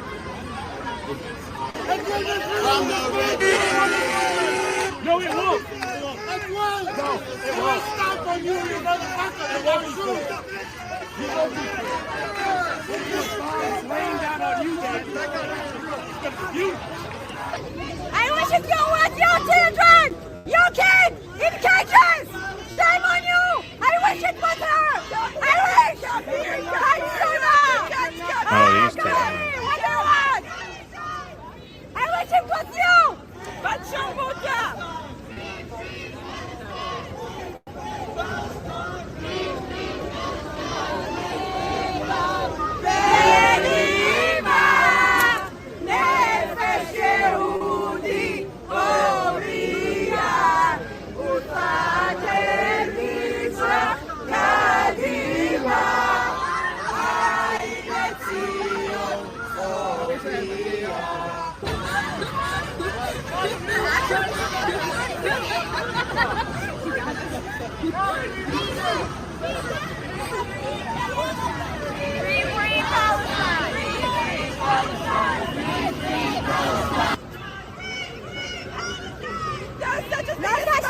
No such thing. What to free? What to free?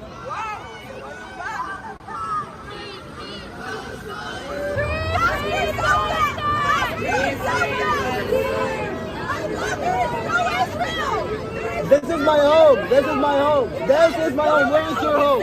Where is your home? Where is your home? Yeah, go back. Go back to Poland. Go back to Poland. Go back to Poland. Go back to Poland. Go back to Poland and Russia. Go back. Go back to Europe. This is mine. This is mine. Back to Gaza. Back to Gaza. Back to Gaza. Gaza, don't you cry. Gaza, don't you cry. We will never let you die. We will never let you die. 1, 6, 7, 8, blah, blah, blah, blah, blah, blah. With animals. We're just dealing with animals over here. You can see the people that support them. They are posting so many false information online. I don't know how you can support such a thing. It's like horrible what's happening, and you cannot just sit aside and watch it. Like, people need to come out of their home and support this cause, because it's like, it cannot go anymore. We've been getting every year missiles, every year whenever they feel like it, they give us missiles, and we don't respond to that. We cannot respond, because if we respond, the US are coming, the UN are coming about all the human rights, even though we have the most moral army in the world. The most moral army in the world. We can't hide. We charge you with genocide. You can't hide. We charge you with genocide. There are animals. There are even animals out there. Yeah. How can you take a body? Laughing at our They went to a party of a range, for the range in Israel, and they went there just shooting people, kidnapping in a party. People Shooting in the people party and that kidnapping just people in wanted the to party. dance. They just wanted to. How can you support these? How can you? You want a country? Come sit on the table. Come. We can talk political issues. We can arrange everything. How can you do this?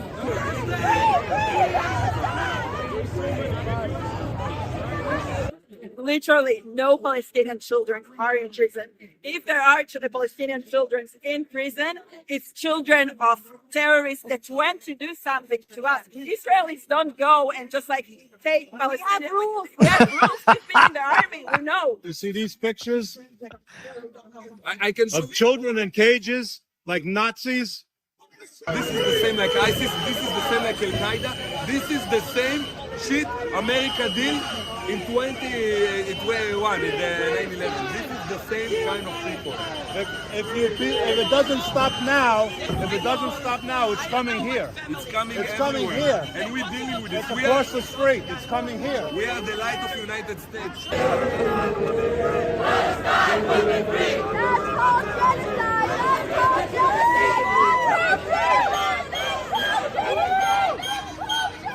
We offered so many peace, so many times, but as they say over here, they sing, from the river to the sea, Palestine will be free. So from the river to the sea, it's the whole country. We gave them Gaza, we gave them the West Bank. How much more can we give? How much more? Like, they want everything. You cannot have peace with uneducated people. Get over here! Come here! Yalla! Yalla! Come here! Come here! Come here. Deep inside. Come here. Come here. Come here.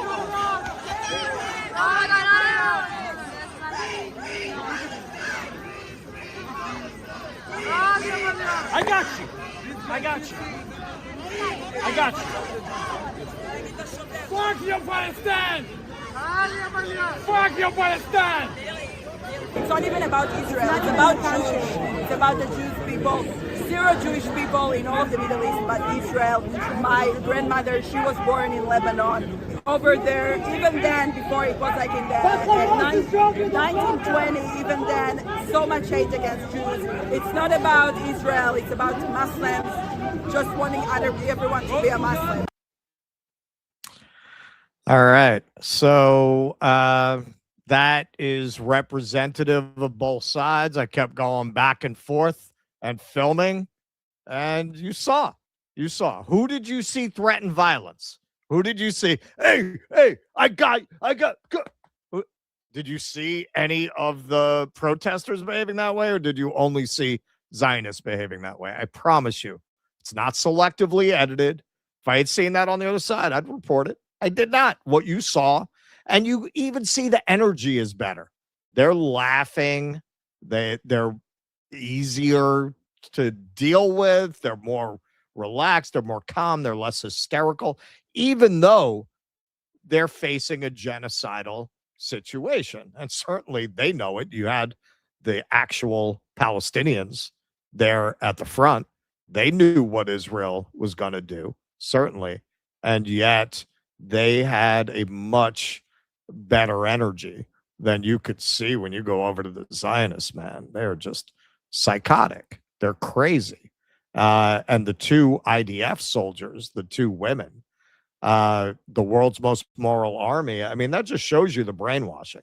Like, I don't feel like they're putting out Hasbara intentionally. That's how they're brainwashed. They really believe that shit. You can see that. in the way that they say. They are absolutely, they've had that drilled into them from childhood. Israel is the world's most moral army, all the talking points. They send missiles to us, we don't fire back. And then because, Israel's very worried about what the U.S. and UN is going to think. So we don't fire back. Like this is, but they believe this. They really believe this. And something that I'm sure was not told to them at that time. Most Israelis probably don't want to dwell on it. A lot of them probably still don't know about it. October 7th, 2023, early morning, Israel's Police Command Center. Strike Gaza, break it all apart, along with the soldiers who got abducted.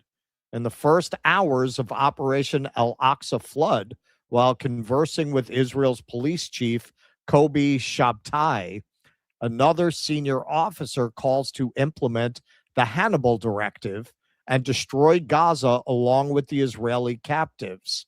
Minister Itamar Ben-Gvir later arrives and orders to stop filming the meeting. So this was aired relatively recently on Channel 12 in Israel on February 12th, 2026. All right, so let's take a look at this. Right now, hang on.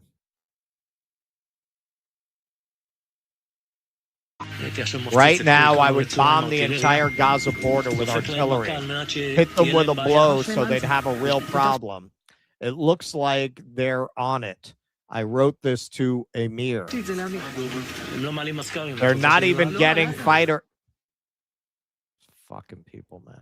They're not even getting fighter helicopters in the air. You think they're on it? No, on Gaza, break it all apart, along with the soldiers who got abducted. These are the first moments in the police command center. Where? In which community? Even before the minister in charge arrives. Before it is decided what will be broadcast and what will be censored. Wait. This is Ben-Gvir. Wait. Are you filming me? You can film when I give you permission. Please take this out. Okay. All right. So as I recall, there's been reporting on this out there for years. Now, apparently, it's on Israeli television. So I recall out of the 1,200, it was estimated about 700 were actually killed by the IDF and not by Hamas. Ryan Grimm here comments on this footage. Think about what it means to order the killing of your own soldiers in order to prevent them from becoming part of a prisoner exchange. It means that Israeli officials consider it a higher priority to keep detaining Palestinian men, women, and children without charge than to release some in exchange for those soldiers. That logic is so obviously inhumane that Israel officially ended the Hannibal Directive policy on paper, yet obviously kept it in practice, because we now have many different reports of it being implemented on October 7th. And we also know that the bombing campaign was organized through 2023 and 2024 in a way that many Israeli officials understood to be highly likely to kill captive Israelis in Gaza, as 972 has exposed. Yeah. So anybody who was out there protesting on October 8th was not only protesting what they were about to do to the Palestinians, you're also protesting what they did to the Israelis. They're murdering their own people there, something those brainwashed IDF puppets, I'm sure, were not told about and wouldn't have believed you if you told them. And just overall, why are they coming at her like this? From Zay Squirrel. By the way, the reason for the deranged, hysterical meltdown against Daria Liza by the liberal media and political class is because they want to turn her into another AOCIA. What they're saying is, if you don't become AOCIA for us, we will keep doing this to you. I hope she refuses. Yeah, that's absolutely why they're doing it. If you remember, and this is part of why I'm skeptical of the narrative that she was always a plant. They used to come at her like this.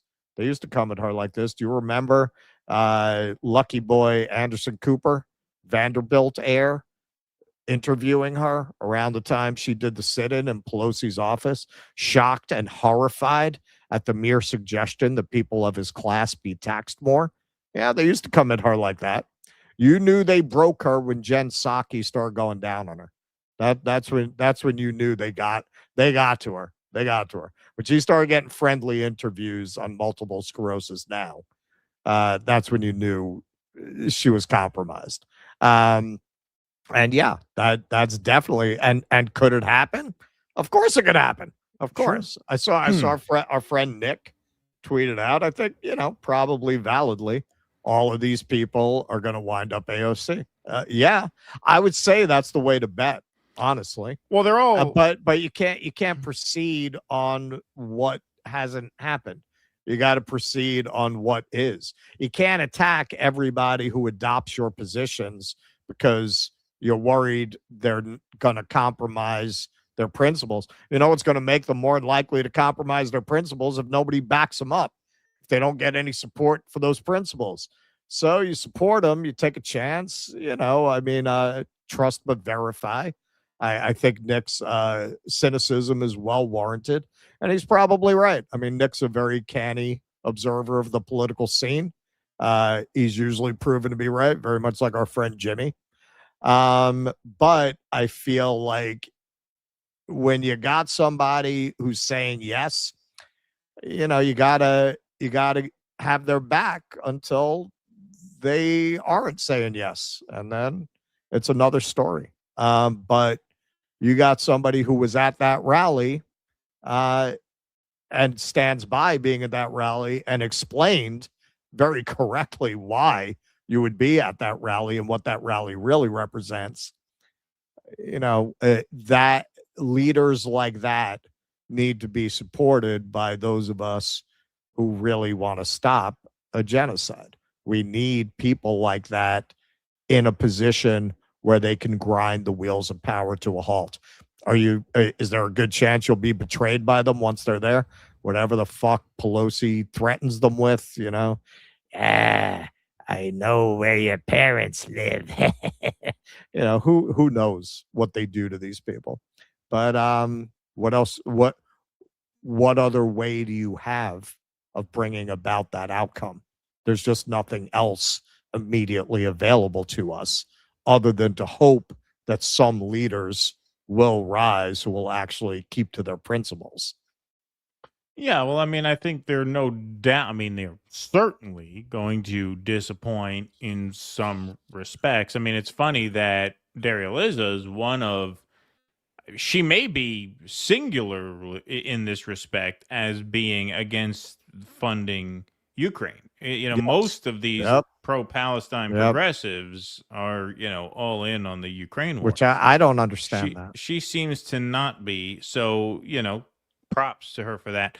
But yeah, look, certainly when you get sucked into the Democratic Party, you're going to be bent into shape in some way, shape, or form on some issue. It's just, it's a matter of, it's a matter of do you stick to your guns on this and other things in enough numbers to have enough leverage to exercise it. And this is why maybe someday we'll make this Ro Khanna interview happen. But when he reached out to me and we set up, I messaged him, I DM'd him, I said, it was your flip-flopping on the Build Back Better thing that made me never want to invest in Democrats ever again, because you had the leverage, you promised to use it for months on end, and then you gave it up.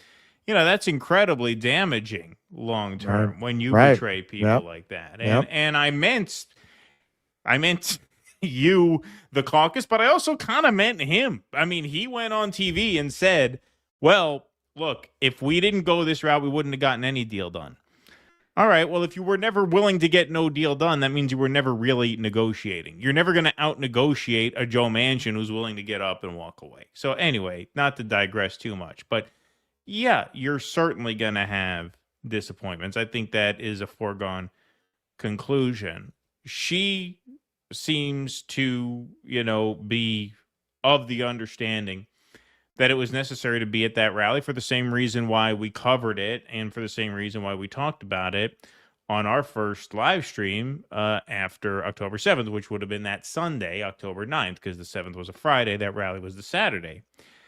At the time that happened, I knew the bare minimum, probably less than the bare minimum, honestly, that I should have known as a political commentator at the time about the Israel-Palestine conflict. I knew what the Nakba was. I knew there was an apartheid dynamic in terms of checkpoints, but also in a multi-tiered justice system, if you want to call it that. But that was my understanding at the time. It's much worse than that, obviously. I knew there were frequent raids on Palestinian homes and villages, Palestinian communities, both in Gaza and in the West Bank. But I didn't know, for example, that there was a blockade. I didn't know that Palestinians were not allowed to freely exit if they wanted to, which made the bombing campaign especially cruel. These people could not surrender and flee if they wanted to. They were just fish in a barrel to be slaughtered.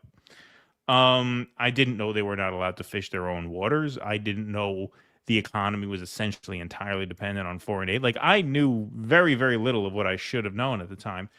But as someone who was essentially ignorant about this, I knew enough as a relative ignoramus that when Netanyahu said that the enemy is going to know an unprecedented response, I knew for certain that could only mean a genocide was about to happen. Because I knew, even though I knew very little, that they had walked it right up to that point over the course of the preceding 75 years or whatever the math was at the time. And so if I knew that, you'd think Barack Obama's speechwriter would know that. A guy like Jon Favreau would know that. And don't forget, this was not Donald Trump's problem at the time. This was Joe Biden's problem at the time.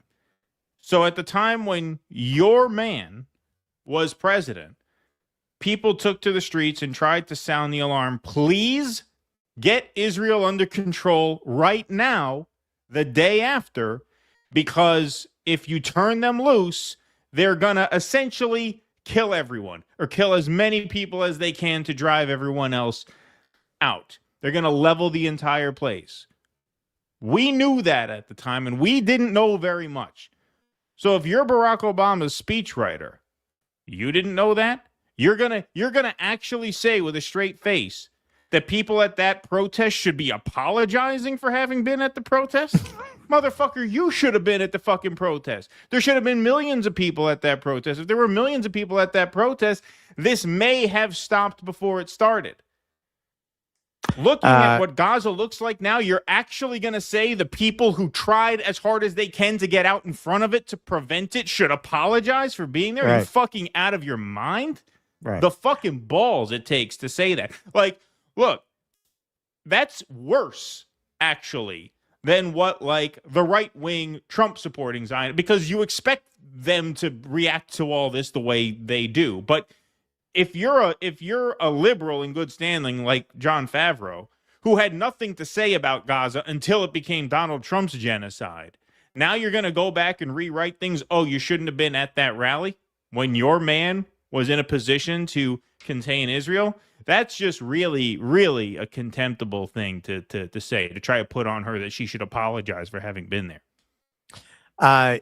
Yeah, well, given that I don't think Jon Favreau is in the camp of, well, it's not really a genocide or it's complicated.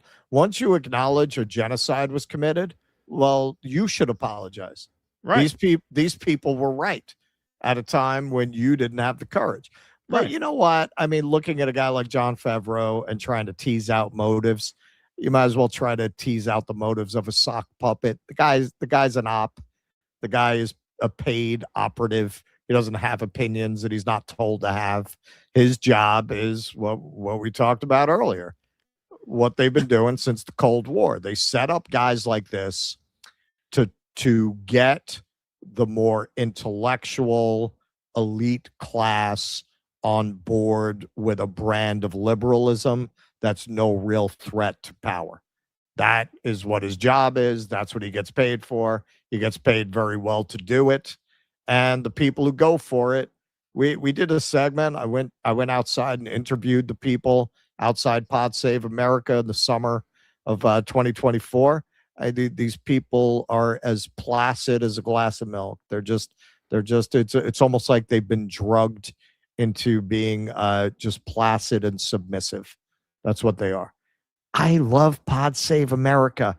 Right. And I don't believe what the polls say about Joe. I think it's polar coaster, because I heard that word on Pod Save, and I'm going to repeat it if that makes me a good analyst. Yeah, exactly. I'm just going to point out one remarkable moment. We're going to drop some clips from this since they're coming at her so much about this rally, to get it out there, because I honestly don't think there's anyone else who has footage like this. Like the local news would have covered it, but not in that kind of depth or detail. When she says we don't take children, and then immediately she flips and goes, unless they're children of terrorists who are trying to hurt us. So you're conceding that you take children as hostages? Hostages, right. Like, what are you saying? What are you saying? Like, you're conceding that first she says they don't do it, and then she says they do it if they're the children of terrorists. Right. That's an incredible thing to admit on camera, thinking that puts you in a moral light. Oh, yeah, no, you can lock up children as long as their parents are bad. Right. That's okay. What sick fucking people these are, man. And you saw everything we've seen. That's why that footage is so remarkable to watch now. Like, everything we've seen since was right there on October 8th, fully formed.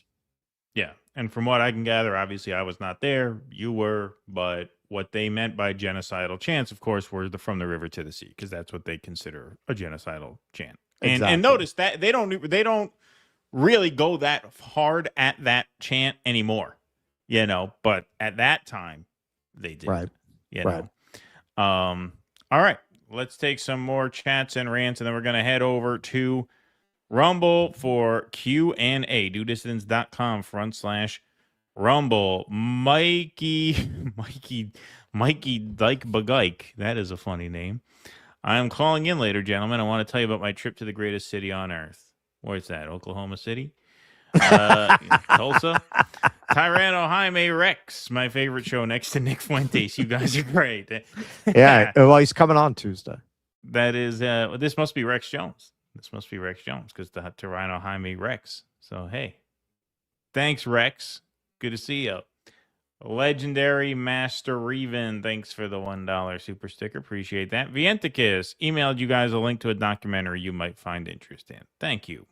Wasim Garani, Russ, when you get a bluish gray and white cat and take it to the vet, when they ask why Goyslop, say, I don't know. That is the first thing I thought of looking at this cat. Thank you. Legendary Master Reven, do you guys consider studying AI as a major immoral? No, I think you have to study it. I mean, you got to learn about it. It's of extreme consequence. Hey, I mentioned, like, the reason I came into the show so scattered is I'm working with DaVinci now. I'm coming off Adobe. It is like coming off a bad drug. I'm working with DaVinci, which I can see is going to be much better, but there's a learning curve with it. And yeah, man, I mean, all these new editing systems have AI elements. That video, the voice boost of the AI from that system was actually pretty good. Yeah, man, I mean, it's gonna be there. I think we need to regulate it, which is not happening, and probably, unfortunately, not gonna happen. Right. I think a lot. You need a treaty, and I think a lot of what's going on with creative elements, like what you did with that video, and I'm not criticizing it. I've done shit like that myself. But yeah, man, I mean, they're training it off copyrighted material without permission. That's how they're able to do that. That's how they're training the AI. And that's where you need to work out some way of compensating people whose copyrighted material is used to train these systems. Which one? The socks video you did. Oh, the Goy slop? The Goy Was slop. that copyrighted in some way? Or was it lifted Well, from just the ability of the I guess they AI got it to system frame to a generate reference. those videos. Yeah. They train it on material, on, just millions and millions of Yeah, hours that's of true. material. That was my line, though. I fed it a script and it said it. You just feed it the lines and they just say the lines. It's crazy. That's how you make a movie, I guess. Wasim Garani, lastly, we're going to have to make Retarded Park using AI. The Jurassic Park. Which system did you use for it? Google Gemini. Okay. Lastly, new video came out when Ben Gvir called on IDF to implement Hannibal Directive. Yep, on October 7th. Yep, we showed that one. It's coming here. 9/11 happened before 10/7. Yeah, that's right. Munster, thanks for the super sticker. Appreciate that very much, my friend. Thank you. My nickname for Anderson Cooper is Vanderboy. Good one. Jerry, do you know who protests? Your cousin Jeffrey. Thank you. I like that, Uncle Leo. That's a good super chat persona. How do they turn a Zohran into a Chuck Schumer? They sit you down with a folder about an inch think of all the weird shit you've ever posted or searched. EO Shush says, is the post-duopoly a CIA op? Well, we would know, wouldn't we? A Dem can get behind 99% of what they claim to support, but they are sellouts because of the 1%, and then they celebrate the right-winger on the 1% they agree with. Yeah, I mean, look, I don't think that's a function of being a CIA op, but I think it's what the super chatter a few times back is that you tend to be it's all about your expectations versus the reality, right? Like you get excited when Marjorie Taylor Greene says something you like because you didn't expect it, right? So you tend to be more receptive to that. Whereas when you get betrayed by people who you align with, you tend to feel more hurt by that. So you hold them to a higher standard. And you hold them to a higher standard as you should, right? So I think that's I don't think that's necessarily something to be assumed happens in bad faith. All right. Well, hey, that's our show, everybody. Thanks very much for being here. We got Jake in the booth. Thanks to Jake. Thanks to the YouTubers and the Rumblers. We're going to be heading over to dodissidents.com/Rumble. If you're watching on Rumble now, you can hang out for the Q&A if you'd like. All are welcome to hang and chat. Callers are welcome to call in. There's the link that takes you directly to this very live stream over on Rumble. What do we got for intermission tonight? Something I thought was very timely. A clip of the classic Little Rascals episode. Oh, the He-Man Woman Haters Club. There you go. The He-Man Woman Haters Club. All right. Well, reminder, folks, evening show on Tuesday, because Tuesday is Film Club. We're likely going to start around 6 p.m. That's what I think we're going to start at. But join our newsletter. It's free, dodissidents.substack.com. It's especially helpful on days where the time is a little different because we shoot out an email hours in advance letting you know exactly when we'll be live so that you don't miss us. So join that newsletter. It's free to join, and you get notifications when we're going live so you don't miss a show ever, as you shouldn't. Thanks, everybody, very much for being here tonight. We just got a super chat. Oh, we just got one or a Rumble rant. Or a Rumble rant. Let's see what we got over here. Since you're getting comfortable with AI, I think it's time you debate Wilt Chamberlain. Enough of going back and forth on Twitter. Good idea. Okay, you know what I honestly want to do with AI? I'm not even kidding. I want to take like one of the Nerd Channel, rants about Supergirl, and I just want to feed it into an AI Hitler. Yeah. This Supergirl is not the people's Supergirl. Yeah. Millie Alcock said she is a queer icon. All right, so we're going to take a break, and then we'll be back with the Q&A. Remember, night show on Tuesday, Film Club. We'll probably have, by the time the Film Club is done and we're taking calls, we'll probably have election results from Colorado in. So maybe some bonus election night results for the members on Tuesday night. But we are having a public stream for all on Tuesday night as well. That is when we will see you again, unless you're sticking around for Q&A, which will start in 5 minutes after this intermission. Until whenever we see you again, thanks everybody for spending the night with us. We'll see you next time. In the meantime, be safe and be well. Courage! Please clap.